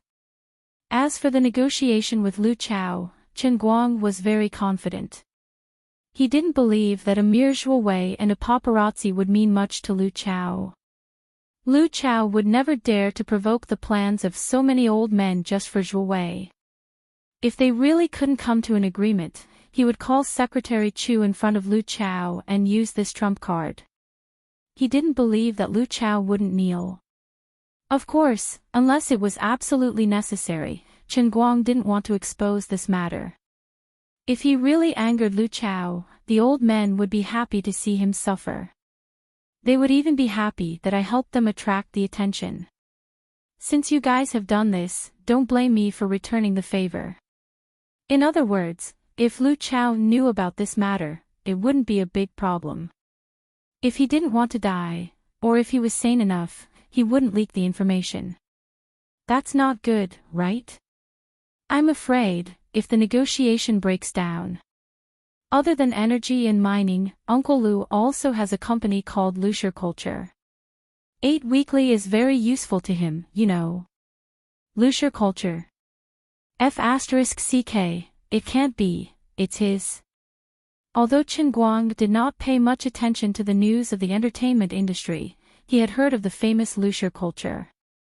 After all, many A-list film and television stars were artists under this company. Many of the popular films and TV series and movies were also produced by this company. Wang Qing nodded. I just thought of it, so it doesn't seem that easy to negotiate. It doesn't matter. I'm not joking with you. I really have my own ways. Don't speak carelessly when the time comes. In the end, Chen Guang decided to face it head-on. There was no need to drag Wang Qing, a junior, into it. Seeing that he was serious, Wang Qing had no choice but to say, all right, I'll listen to you. Xan Qing, who was at the side, said somewhat impatiently, why are you speaking so much nonsense? This Lu Chao is really untactful. He became obedient after a beating. Wang Qing sucked in a breath of cold air. Who knows where this little girl came from? You can't just say things like that. All right, I admit it. Uncle Lu's status in Great Chuan is actually slightly higher than my father's. It's mainly because Uncle Lu has an expert by his side. We all call him Uncle Tai. He's really powerful. Really powerful. How powerful? Xan Qin blinked her eyes cutely. He knows the kind of internal energy that is written in wuxia novels. I once saw him smash a big wooden table with one slap. He's really powerful. Pfft. Xan Qin curled her lips in disdain. She didn't need Wang Qing to say anything more. She already knew who this Uncle Tai was. Needless to say, he was most likely a disciple of some small sect. He had no hope in the path of martial arts, so he came out to do odd jobs to earn some money. On one hand, he could subsidize the sect, and on the other, he could make a living. This kind of person was mysterious in the eyes of outsiders. He had the aura of a peerless master. However, as a person in the circle, Xan Qin was very clear. Any martial artist who had reached the level of bone strength would almost never run out to be a bodyguard. It would be amazing if that Uncle Tai had reached the level of muscle strength. He probably hadn't even reached the level of internal strength and was still at the stage of external strength. Wang Qing was a little embarrassed by Xan Qin's curled lips and rolled eyes. If it wasn't for Chen Guang's sake, he would have flipped out at Xan Qin. Chen Guang understood Xan Qin's thoughts. He patted Wang Qing's shoulder and said, don't worry about her. She's been pampered since childhood and has a strange temper. Let's not talk anymore and go straight in. After the three of them entered the hall, many people came up to greet Wang Qing warmly. Although Comrade Wang was of low seniority, he was Wang Guoxiong's son after all. Most people still had to give him some face. Although Chen Guang had a resounding reputation outside, it was unexpected that not many people here recognized him. It was only because he and Xan Qin came in together with Wang Qing that they barely managed to catch a glimpse of him. Perhaps there were more gazes on Xan Qin than on Chen Guang. Of course, such a beautiful girl would attract attention no matter where she was. Hello, Uncle Lu, Uncle Yin Si. Wang Qing greeted them as he approached Lu Chao and the others' table. Wang Guoxiong nodded at Wang Qing. The sun rose from the west today. I didn't expect you to be here first. Go and find a place to sit. I'll talk to your Uncle Lu and Uncle Yin Si. Wang Guoxiong stretched his neck again and noticed that Qin Guang was standing behind Wang Qing. He stood up and said, "Little Qin, you're here too. Come, old Lu, old Yin. Let me introduce you. This is Qin Guang, my son's friend. He's a young talent." Wang Guoxiong had always remembered Qin Guang's favor. Perhaps if it wasn't for Qin Guang, Wang Qing would still be addicted to racing and might have died in a car accident. Fourth Master Yin and Lu Chao also stood up and shook hands with Qin Guang for Wang Guoxiong's sake. Fourth Master Yin said, "I know you. You've been quite famous recently. You're almost the #1 internet celebrity in our country." Lu Chao's eyes lit up. #1 internet celebrity in our country. Is it that amazing? Fourth Master Yin said, "Of course. You don't know how amazing he is now. I heard from my son that a random post of his on Weibo would get hundreds of thousands of replies. He's very famous." Lu Chao turned to look at Qin Guang. "He's quite amazing. Has he signed a contract with a management company?" Fourth Master Yin rolled his eyes. "Old Lu, don't even think about recruiting him. Qin Guang and that kid from the Tang family have teamed up to start a company.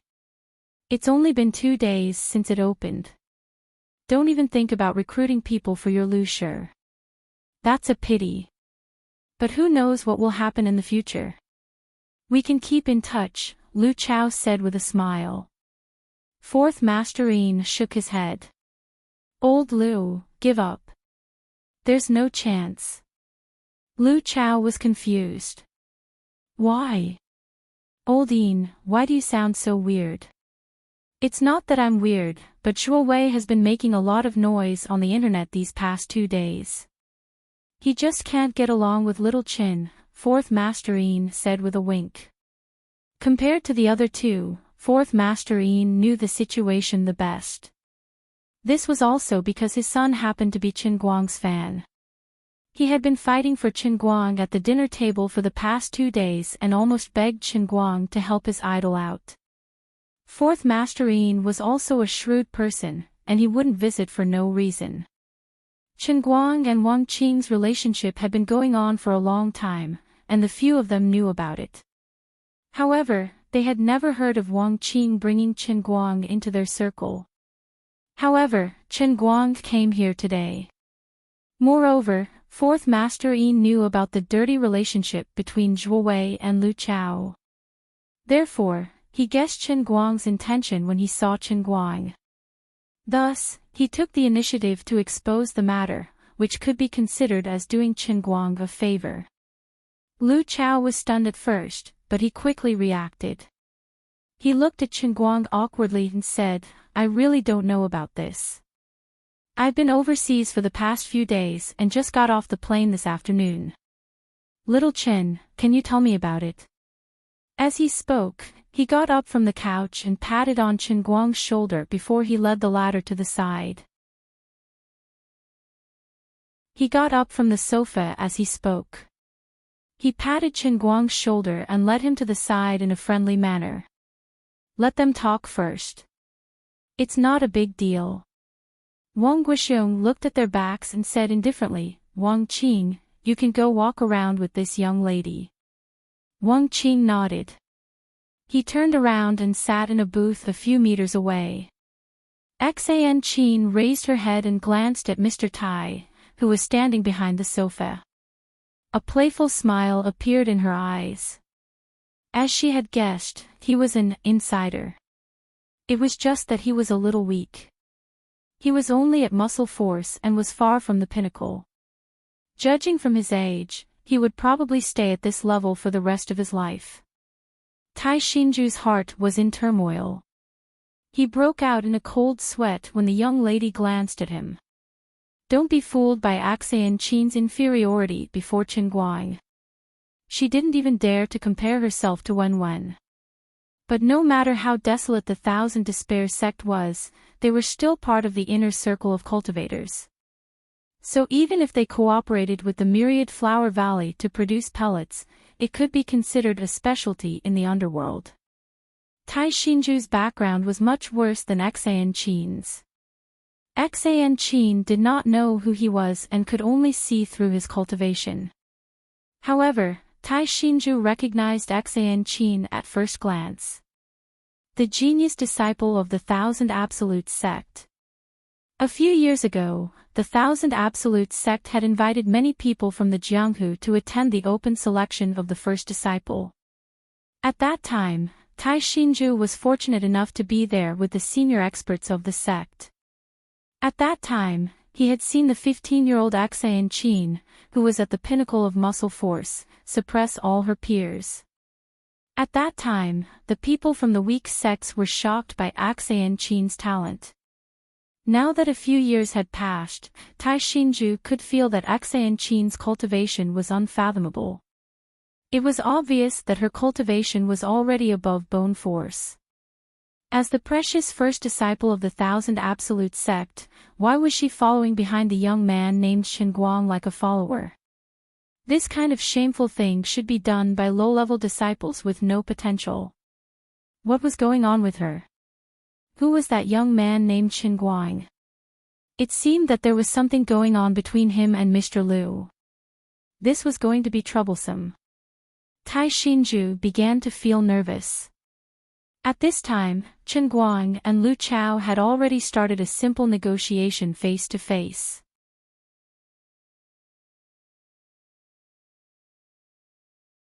Chapter 628. I'm sorry, little Chin.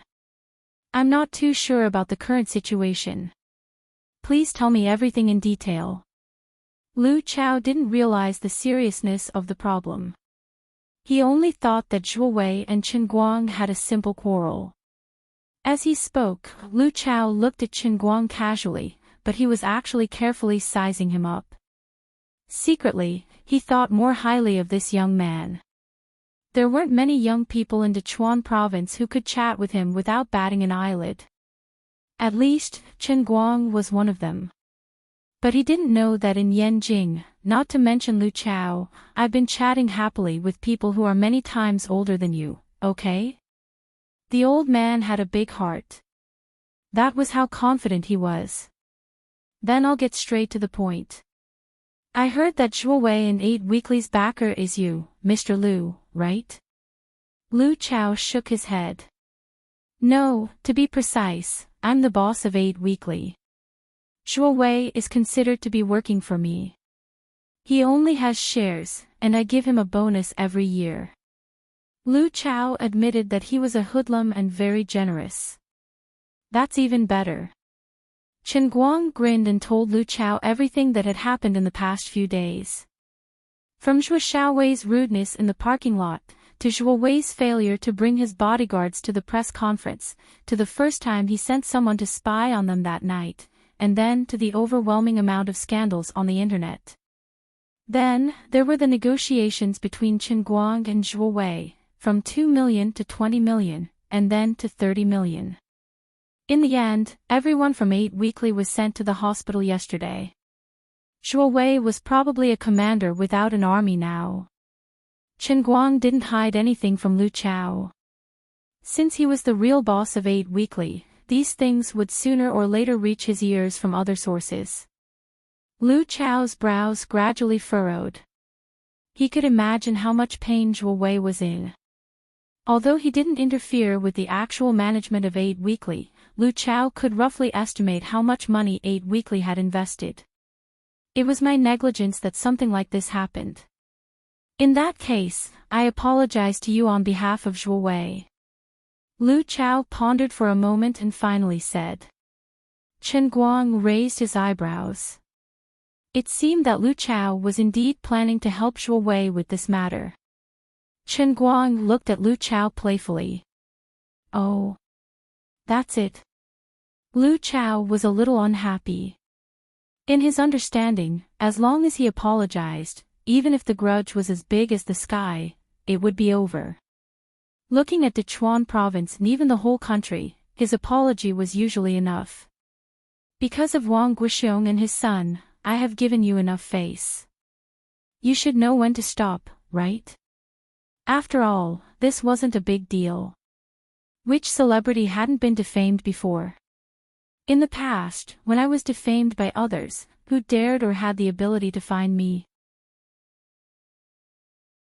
Artists and actors should have the self-awareness of actors and shouldn't think of themselves as important just because they're famous. It seemed like Lu Chao didn't know that Chen Guang was Jin Shiyue's boyfriend. Of course, even if he knew, it wouldn't be a problem. His status as the emperor's son-in-law hadn't been decided yet, so he didn't have the ability to ride roughshod over him. Of course, I'll talk to Zhuo Wei later and ask him to restrain himself. Let's end this matter here. What else do you want? Lu Chao was getting more and more impatient. Alright, we still have things to do. You and Lil Wang can talk among yourselves. We have a very important guest to receive later. Seeing that Lu Chao was Wang Qing's elder, Chen Guang was still polite. However, his attitude seemed like he couldn't continue the conversation if he didn't show some sincerity. Mr. Lu, don't be in a hurry to leave. Since I'm here, I have to tell you everything. My attitude is that it's not enough for you to greet him and restrain yourself. Even if he stops now, my reputation will still be in tatters, right? I'm afraid he'll have to come out and publicly apologize. Chen Guang said slowly, word by word. Lu Chao, who was about to turn and leave, stopped in his tracks and turned back. Lu Chao was so angry that he almost laughed. Young man, don't be too rash with your words and actions. Leave some leeway so that we can meet again in the future. Chen Guang shrugged. That's what I said to Zhuo Wei before, but he didn't want to give me any leeway. Also, it was your people who were causing trouble from the beginning. Now you're telling me to give him some leeway. Lu Chao turned around abruptly and used his fingers to lightly tap on the glass of the bar counter. His expression turned cold. The most I can do is make Zhuo Wei shut up, but I can't make him apologize. 8 weeklies people have already been injured by you, and I'm not asking you for medical fees. Moreover, if Zhuo Wei publicly apologizes to you now, it'll be a huge blow to 8 weeklies' reputation in the industry. Do you understand? Actually, I've already given in to you. Even if I stop now, the millions that Zhuo Wei previously invested would have gone down the drain. Chen Guang was almost defeated by his logic. It was your people who wanted to cause trouble for me. You spent money to find people to slander me and force me to submit. You still have the cheek to say that your money has gone down the drain. You're quite thick-skinned. I don't think I forced Zhuo Wei to make things difficult for me, right?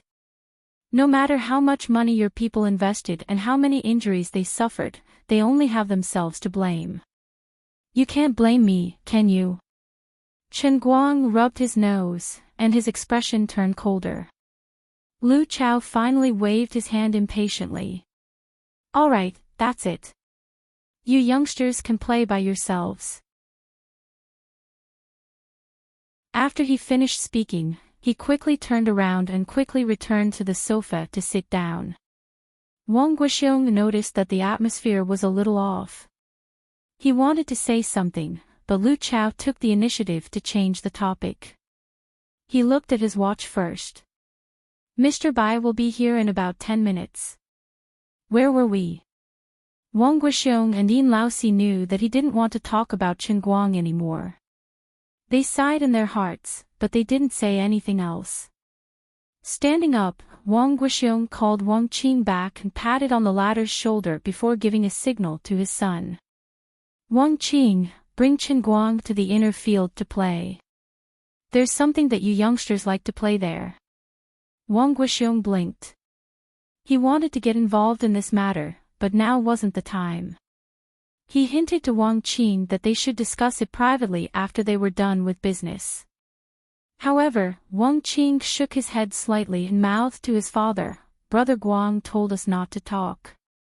Wang Guoxiong was a little surprised, but he didn't show it on his face. He nodded slightly to show that he understood. He then sat down and continued to talk about the new energy project with Fourth Master Yin and Lu Chao. Chen Guang glanced at the three of them from afar. A cold glint flickered in his eyes. For a split second, he almost wanted to attack Lu Chao. However, he felt that it was meaningless to do so as it would only make things difficult for Wang Qing. Since that's the case, don't blame me for putting up a front. You guys can talk about business first. I'll get Secretary Chu to talk to you on behalf of the old master. You'll know how it feels then. Xan Qin glanced at Lu Chao but didn't say anything. Instead, she went to sit beside Chen Guang and Wang Qing's table. She leaned against Chen Guang and fiddled with her fingers in boredom. Among everyone present, Lu Chao's bodyguard, Tai Xinju, was the one who felt the most uneasy. Xan Qin's calm gaze was especially terrifying in Tai Xinju's eyes. He turned his head slightly to look at Lu Chao, who was chatting happily with the other two men. Then, he looked at Xan Qin, who was leaning against Chen Guang. Tai Xinju was having a headache. What exactly did you talk about with that young man? She's the Thousand Despair sect's senior sister. If anything happens, I won't be able to protect you this time. Brother Guang, did it break down? Wang Qing asked in a low voice. Chen Guang grunted. It did. My head hurts. Wang Qing rubbed his forehead. There's nothing to worry about. You should have told me first. I was mentally prepared, but it's not a big deal. Chen Guang was calm. After all, he had decided to use his trump card. After a while, Lu Fei and Zhong Bai arrived at almost the same time. Seeing that Chen Guang was also there, they gathered together and chatted happily. Lu Fei, in particular, dragged Chen Guang to a large sofa nearby and made fun of a beautiful girl like Xan Qin. Then, she pressed herself against Chen Guang's body and groped him. Chen Guang had been longing for Lu Fei for a long time. It was rare to see Lu Fei again, and now that she was secretly touching his back and butt, his hands were no longer honest. He cast aside his worries and was so happy that he didn't know what was going on. Among everyone present, only Wang Qing felt the most pained. He wondered where Chen Guang's courage came from. He had just broken down, but he had completely forgotten about it. Lu Fei and Zhong Bai seemed to want to ask about Chen Guang being defamed on the internet these past few days, but Chen Guang stopped them. Compared to Lu Chao, whether it was Wang Qing, Lu Fei, or Zhong Bai, they were all juniors. Juniors' face was not that useful in front of their elders, and they didn't want to make things more difficult for others. Right, I heard that today's reception is mainly for a person about our age from Yanjing. Who is it? Zhong Bai asked. Wang Qing thought for a moment. I think it's the vice president of Tianjin Energy. He's quite a powerful person, and he's almost as famous as Brother Shao Kai. Chen Guang's heart skipped a beat. Bai Hua. Yes, it's Bai Hua. Brother Guang, you know him too. I thought you didn't care about these things at all. Wang Qing was surprised. Zhong Bai said, I heard that Bai Hua is quite handsome. Lu Fei spat. How can he be more handsome than Chen Guang? Yes, your brother Guang is the most handsome man in the world, so handsome that it's tragic. Zhong Bai rolled his eyes. Chen Guang was in no mood to pay attention to these people's jesting. Instead, he was sweating profusely. The moment Bai Hua's name was mentioned, he was reminded of his unbearable experience. Seriously, he was tricked by Lin Jingwei. Cross-dressing, twice, and the second time, he was seen through by Jiang Yage. Now that he was back in Wujing, he thought that his interaction with Brother Bai would end here, and there would be no more opportunities to interact with him in the future. In the end, why did you come to Wujing, and of all things, today's reception was to be the one to receive you? He was a little tempted to run away. But he felt that something was wrong. He was walking upright, so why should he be afraid of Bai Hua? Strange, why am I already standing at the entrance? Forget it, don't bother about these details. The old man would leave first. Seeing this guy annoyed him. It's better to hide outside and wait for the reception to end before looking for Lu Chao in private.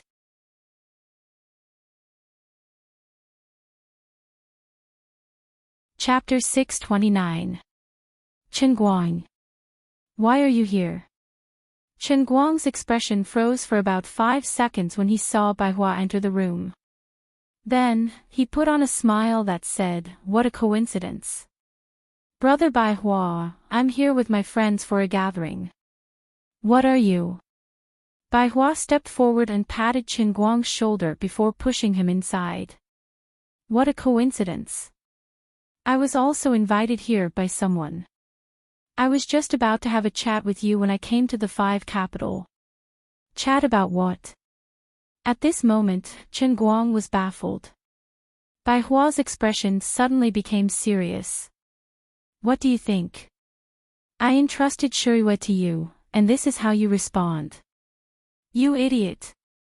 You actually believe in those despicable and malicious rumors on the internet? Are you retarded?" Chen Guang rolled his eyes.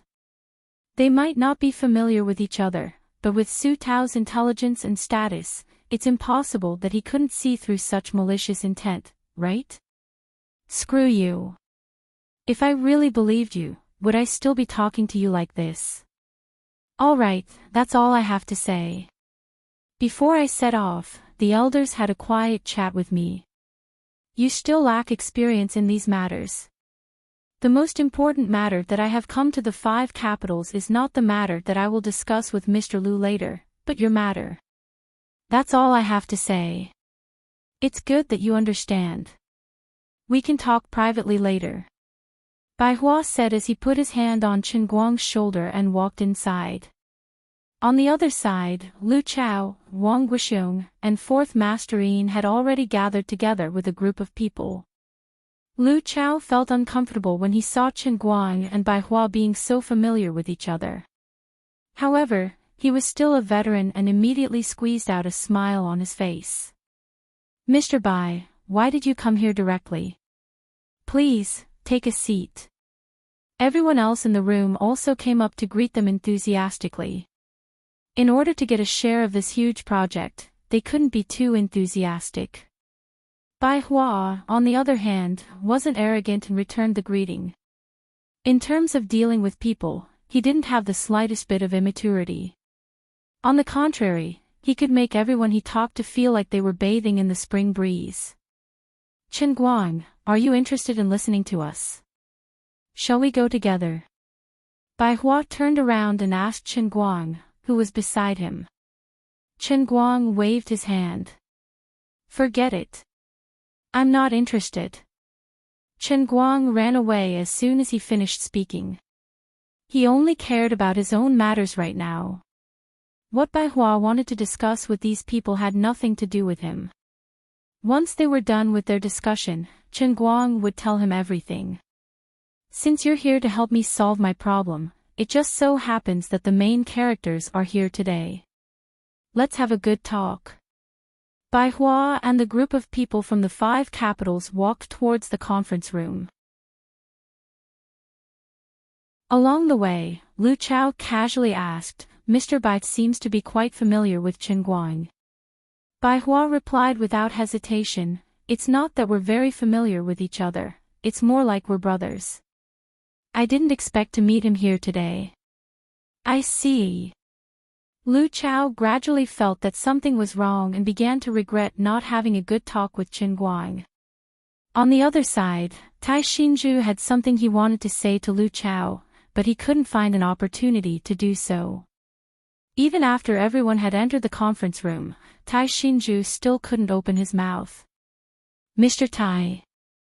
Tai Xinju watched as the conference room door closed. Just as he came back to his senses, he heard Xian Qin's crisp voice coming from behind him. Tai Xinju turned around stiffly and cupped his hands towards Xian Qin. Tai Xinju of the Iron Arm sect greets senior sister Xian of the Thousand Despair sect. With Tai Xinju's age, he could be considered Xian Qin's uncle. However, he knew the rules of the Thousand Despair sect. Among the younger generation of disciples, strength was everything. Xian Qin was fully deserving of the title of senior sister of the Thousand Despair sect. Tai Xinju also knew the rules of the underworld. Strength was everything, so he addressed Xian Qin as senior sister Xian.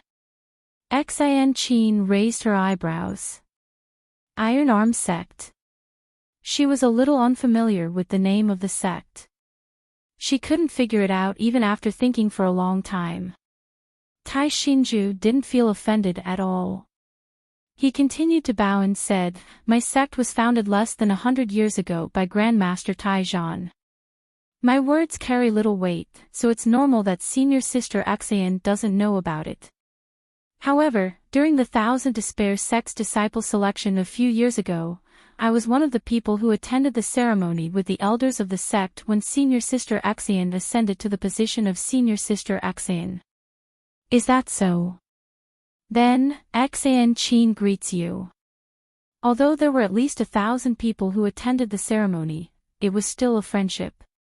Xian Qin's attitude towards Tai Xinju became slightly more amiable. Tai Xinju immediately felt the pressure on him lessen, and he felt much more relaxed. "Are you Lu Chao's bodyguard?" Xian Qin asked again. Replying senior sister Xian, "That is indeed the case." "That's good. Go back and tell Lu Chao to be sensible and ask him to ask Zhuo Wei to apologize to Qin Guang immediately. If it wasn't for Qin Guang stopping me time and time again, Zhuo Wei would have been a dead man. However, I don't know how long I can endure it. You know the rules of Jianghu. Either you don't take action, or you take action to eliminate the root of the problem." Xian Qin turned around and left after she finished speaking. Tai Xinju struggled to hold the door frame with his hands. His legs were weak and he was shocked. This little girl was definitely less than 20 years old, but the aura of inner strength that she deliberately released just now was the true peak of bone strength. Even the sect-guarding elders of the Iron Arm sect who were cultivating in seclusion were not as strong as her. The strength of the rich and powerful sects was really terrifying. If Tai Xinju knew that Qin Guang's biggest backer in the inner strength world was not Xian Qin, but the Wen family's Wen, who had passed the painting scroll to Qin Guang, he would probably be so scared that he would personally kill Lu Chao. On the other side, Qin Guang was chatting with Lu Fei, Zhong Bai, and Wang Qing. I've heard of Bai Hua's name many times before, but today is the first time I've seen him. He seems to be quite powerful, Wang Qing said with some envy. He was quite envious of Bai Hua's general demeanor, but he really couldn't learn it.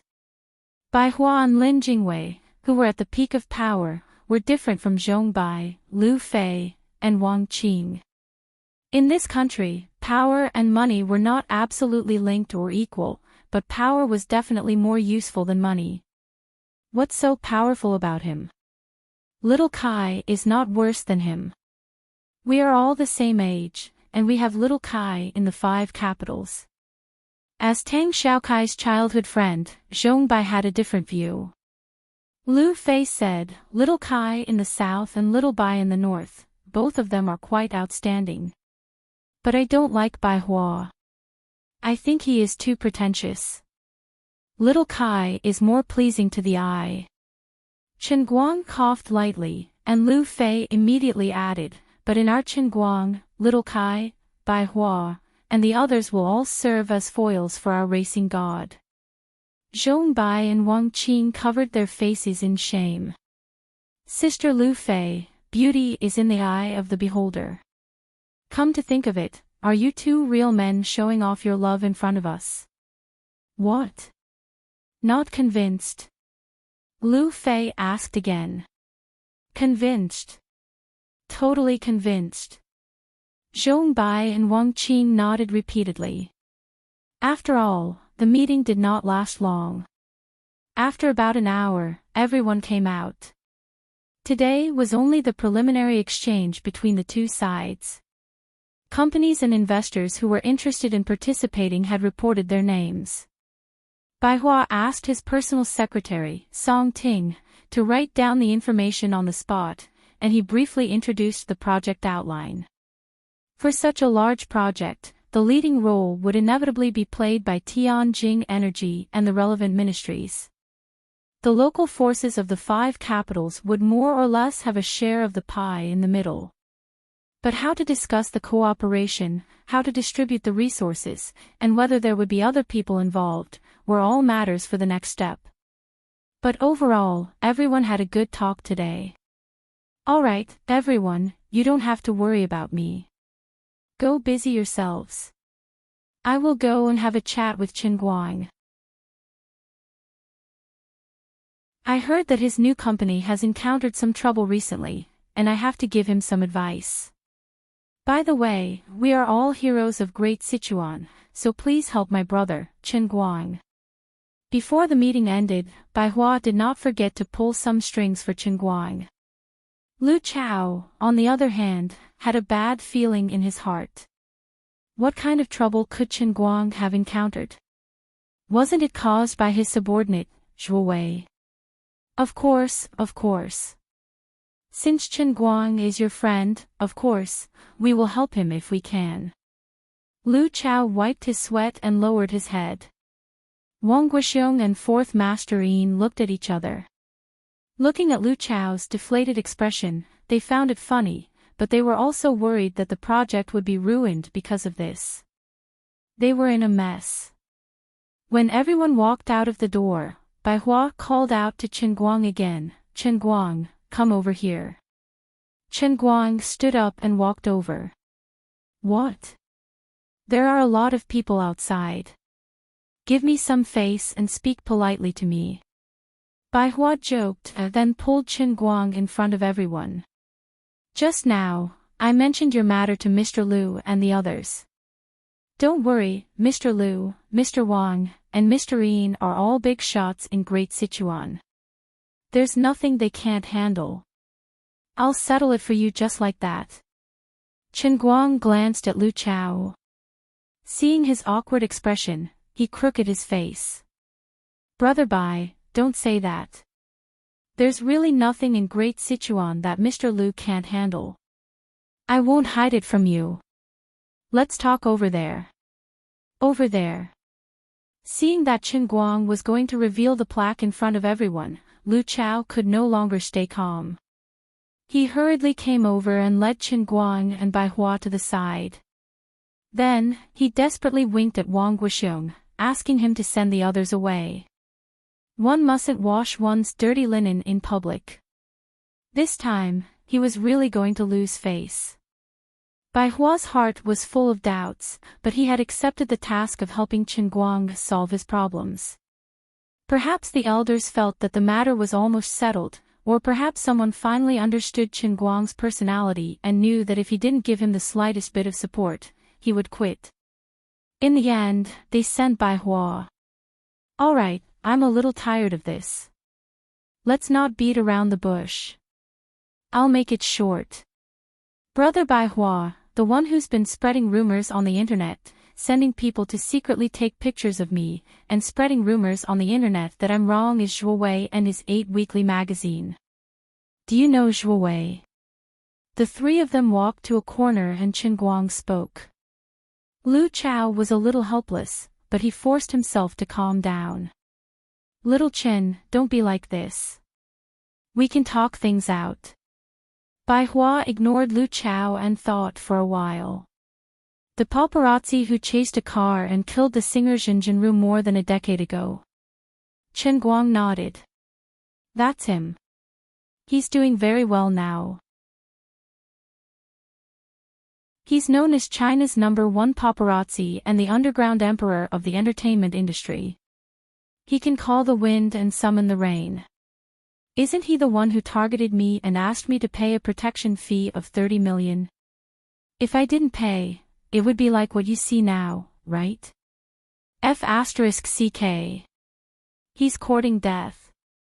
Bai Hua rarely used profanity, but this time, he was truly enraged. When I was young, I loved listening to Jin Jinru's songs. But when she died, I was only 10 years old, so I didn't really care about it. F***ck, 10 years later, this scumbag really wants to overturn the heavens. Who gave him the guts? The underground emperor. 30 million. Lu Chao didn't even have the chance to explain. No, it's not that exaggerated. However, Chen Guang paid no attention to him. He looked at Lu Chao and said word by word, "The one who gave him the guts is the dragon head of the Great River, Mr. Lu. Don't you know? The boss behind China's #1 paparazzi team is Lu Culture's boss, Lu Chao, Mr. Lu." Interesting.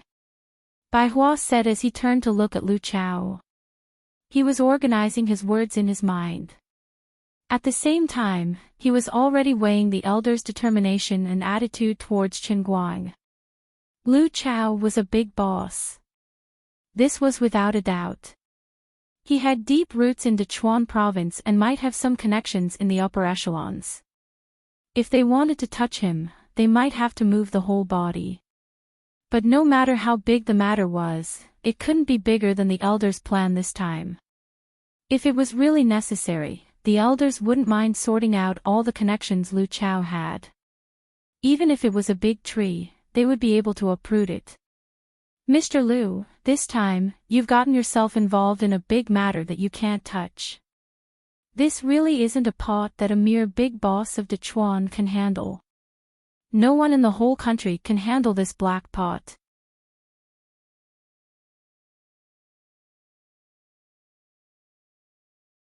Chapter 630. Mr. Lu, although I'm here for official business and shouldn't meddle in other people's business, Zhuo Wei and Ba Zhou are being too overbearing, right? Bai Hua hesitated for a moment, but he decided not to mention the elder's attitude. He wanted to see what Lu Chao was up to. Lu Chao wiped the cold sweat from his forehead. He knew that he was on the edge of a cliff. He felt that it wasn't that he couldn't afford to offend Bai Hua.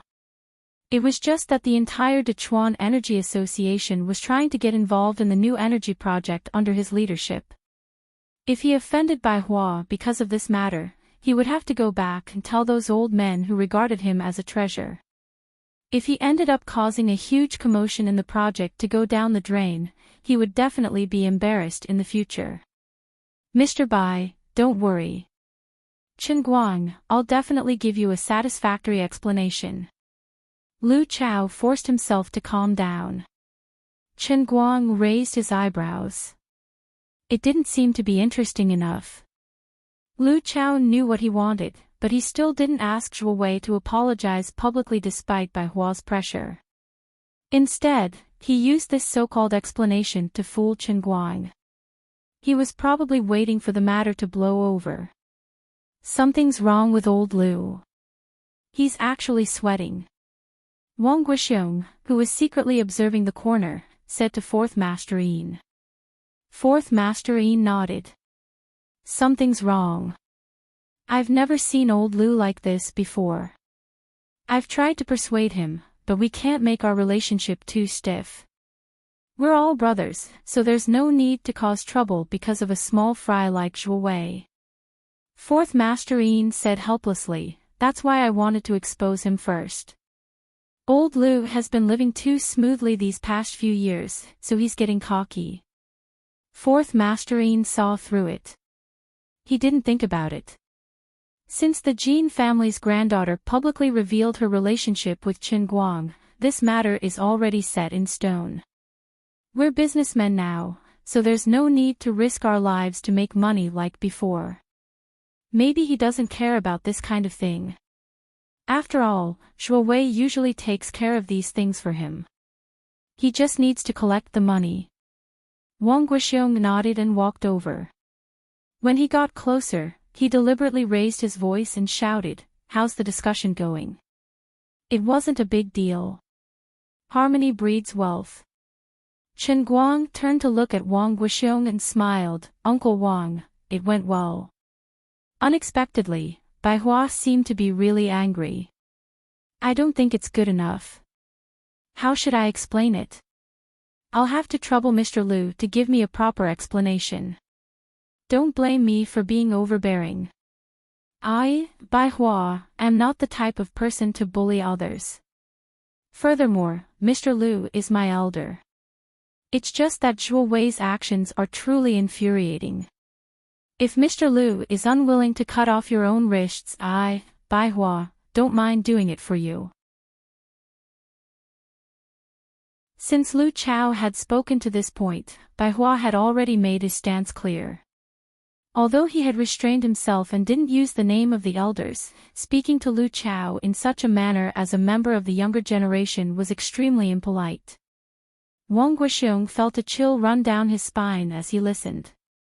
Previously, everyone thought that Bai Hua had said that Chen Guang was his brother because he was being polite. But now, it was clear that Bai Hua was declaring war. He couldn't help but anxiously look at Lu Chao. "Old Liu, why are you still hesitating? At this time, if you don't make up your mind to clean up your own mess, I'm afraid you'll drag all of us down with you." "Old Liu, Mr. Bai is right. There are some things that Shuo Wei has done that are a bit excessive. He must pay the price. Just like that Su Lijing from Gokyo University, right?" Wang Guixiong lightly patted Lu Chao's shoulder, but he didn't say anything. He pointed out Su Lijing's matter to remind Lu Chao, "Old Liu, that you must remain calm and not follow in Su Lijing's footsteps."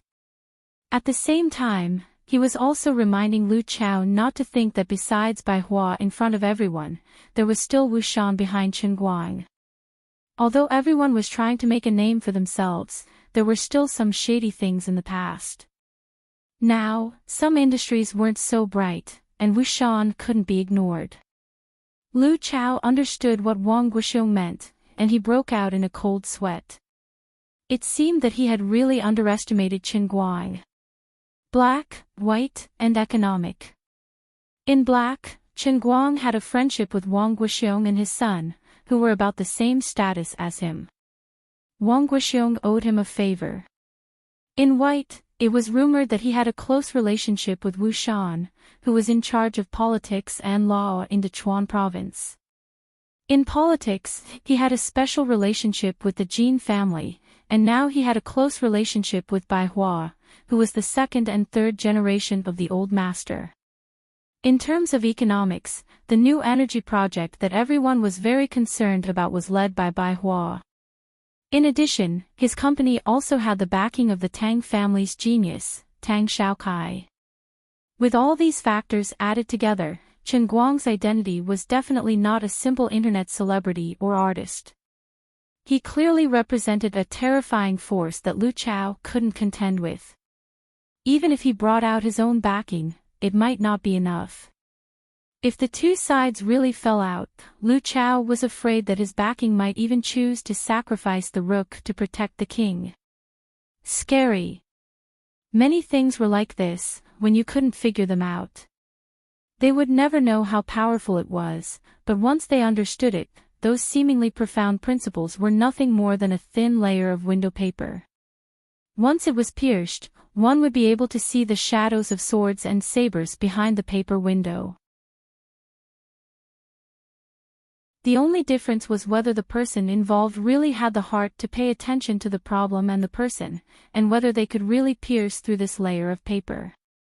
Wang Guixiong and Fourth Master Yin didn't guess wrongly. Lu Chao was indeed a little arrogant.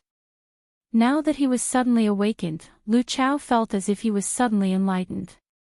His inflated thoughts instantly fell to the bottom of the valley. When he looked at Chen Guang again, it was as if he was looking at a dreadful monster. Even if he couldn't figure out why Chen Guang would suddenly appear out of nowhere and climb to the top, he still couldn't figure it out. However, the situation was stronger than him. He knew that he was overestimating himself. From the beginning to the end, Chen Guang's words weren't overbearing anymore. He also didn't think that his relationship with Bai Hua was as good as what he was showing now.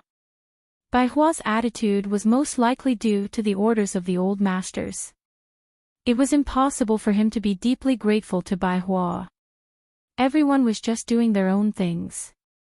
Tai Xinzhu had also been paying attention to the situation over there. He had followed Lu Chao for dozens of years, but he rarely saw Mr. Lu in such a dilemma. Lu Chao was indeed having a hard time right now. Once he realized his situation, he felt a lingering fear, but he also knew that he had to show an appropriate attitude.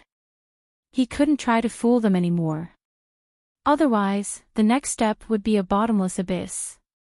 However, they were still outside, and there were many people paying attention to this place. If there was no one around, he might be willing to bow his head and admit defeat. He could even kneel down and kowtow. It wasn't like he hadn't done such things in the past. However, he couldn't do it now. There were so many people watching him, and he was a person of status. His knees couldn't soften, and he couldn't lower his head. Chen Guang and Bai Hua didn't say anything else. They were waiting for Lu Chao to make a final decision. Lu Chao had been unstoppable for dozens of years. From starting from scratch to building up such a foundation, even when he was surrounded by assassins, it didn't seem as difficult as this. When he was being chased, he at least knew that once he escaped, he would have a bright future. However, now he was being pressured by someone who was too powerful for him to resist. He couldn't escape, and he couldn't free himself. If there was a medicine for regret in this world, Lu Chao would buy a pound of it. If he hadn't been so arrogant when Chen Guang talked to him, and if he hadn't been so arrogant and looked at himself seriously to understand the trouble Zhuo Wei had caused him, then he would have agreed to his relatively reasonable request. Then he wouldn't have ended up in this situation. Although Zhuo Wei and his 8 weekly magazines were important to Luxure culture only accounted for less than a third of his business. Zhuo Wei apologized. Although the 8 weekly magazines' reputation had declined, they were still 8 weekly magazines, and Luxure culture was still Luxure culture. At most, they had a smaller influence in the industry, but the overall economic loss was not unbearable. What should I do now? If Zhuo Wei knew that the backer he was so proud of, the big boss of Duchuan province, Lu Chao, was being hung on the gallows because of his trivial matter, who knew how this self-proclaimed #1 paparazzi in Huaxia would feel? Chen Guang either doesn't fight with Zhuo Wei seriously, or he takes drastic measures to deal with him. I don't want to talk nonsense with you. I'll deal with your backer first. I'm sorry, Mr. Lu. I have something to do here. Tai Xinzhu finally made up his mind. He couldn't let Lu Chao drag it on any longer, or things would only become more and more troublesome. He decided to reveal Xian Qin's identity in private. He had to let Lu Chao understand that Chen Guang was definitely someone he couldn't afford to offend. Lu Chao didn't expect that Tai Xinzhu, who was a man of few words, would suddenly appear at such a special time. Brother Tai, what are you? Lu Chao calmed down a little and asked. Tai Xinzhu didn't explain further. He only said, it's urgent. The two of them had known each other for decades, and they had a tacit understanding. Lu Chao thought that Brother Tai might have noticed his current predicament and came over to pull him away to resolve the situation. I'm sorry, everyone. I'll go for a while and I'll be back soon. No matter what, I'll give everyone a satisfactory answer, okay? Lu Chao followed Tai Xinzhu to a corner and said in a low voice, Brother Tai, just tell me what's going on. Brother Lu, no matter what Chen Guang wants from you, you must agree to it. Don't hesitate, or you'll be in big trouble. Tai Xinju said in a low voice. Lu Chao was even more puzzled. It was fine if someone else said this to him, but he really couldn't understand why Tai Xinju, who was so skilled and focused on cultivating martial arts, would suddenly care about such mundane matters. Seeing that he still didn't understand, Tai Xinju said anxiously, that little girl, the one following behind Chen Guang, is the eldest senior sister of the Thousand Despair sect. If nothing goes wrong, she'll also be the sect leader of the Thousand Despair sect in the future. The Thousand Despair sect. How does it compare to your sect, Brother Tai? Although Lu Chao didn't know who this sect was, he could tell from Tai Xinju's serious expression that this was not a simple matter. Tai Xinju sighed. The difference between the stars in the sky and the mud on the ground. Lu Chao was shocked. How is this possible? Brother Tai, you're so powerful. Tai Xinju sighed. Brother Lu, I'll tell you the truth. In the eyes of ordinary people, I might be considered an expert, but I'm nothing among the inner force martial artists. Any inner disciple of the Thousand Despair sect is much more powerful than me. For example, the eldest senior sister of the sect leader, Enchanting, has the ability to single-handedly annihilate my sect, the Iron Arm sect. This, Lu Chao's eyes widened. However, even though the Thousand Despair sect is so powerful, their eldest senior sister of the sect leader stays by Chen Guang's side as a follower. Although I don't know the reason, there's no doubt that taking a step back will lead to the end of the world. Tai Xinju said solemnly. Even Tai Xinju, who had followed him for decades and was as close as a brother, said the same thing. This was the last straw that broke the camel's back for Lu Chao. He gritted his teeth. Damn you, Zhuo Wei. How big of a hornet's nest did you poke? How much trouble have you caused for me? I've told you before that you have to earn money. With me supporting you, you might be considered a force in the entertainment industry, but you have to know who you can touch and who you can't. At this moment, he began to blame Zhuo Wei in his heart.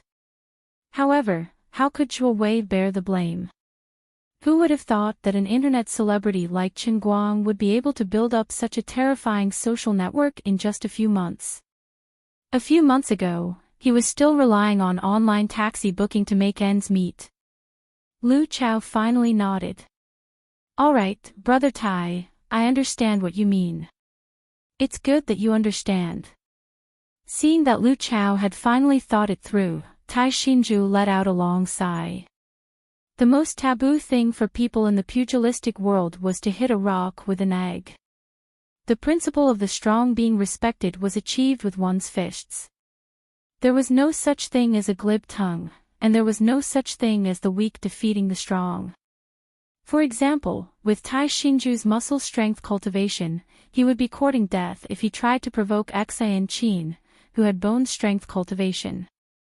Even 10 of him would not be enough to defeat Enchanting with a casual throw of a dart. Lu Chao returned to Chen Guang and the others.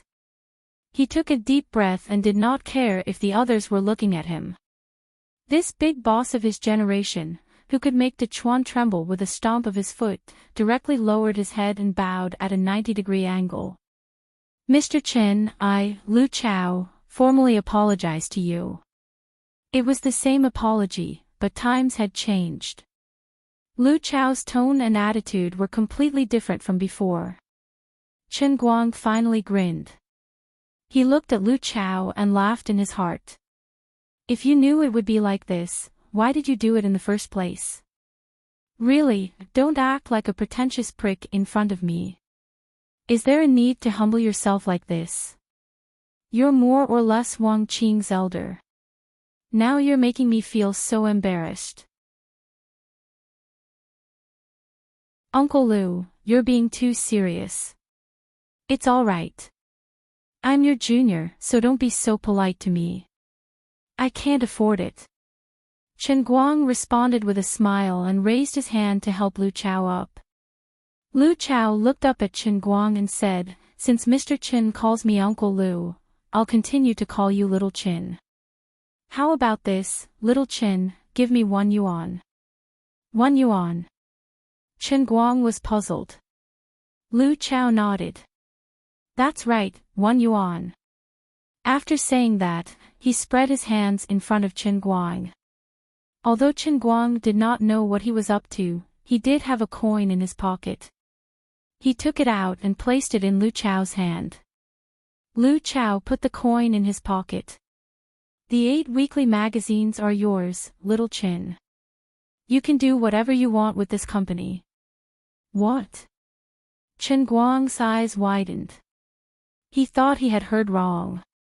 Lu Chao smiled. I just sold the 8 weekly magazines to you. 1 yuan. Lu Chao nodded. Yes, 1 yuan. As he said that, he covered his pocket as if he was afraid that Chen Guang would go back on his word. You're tuning in to the LoveLore Library YouTube channel. We're so grateful for your support, and don't forget to subscribe to join us on this incredible journey through captivating stories.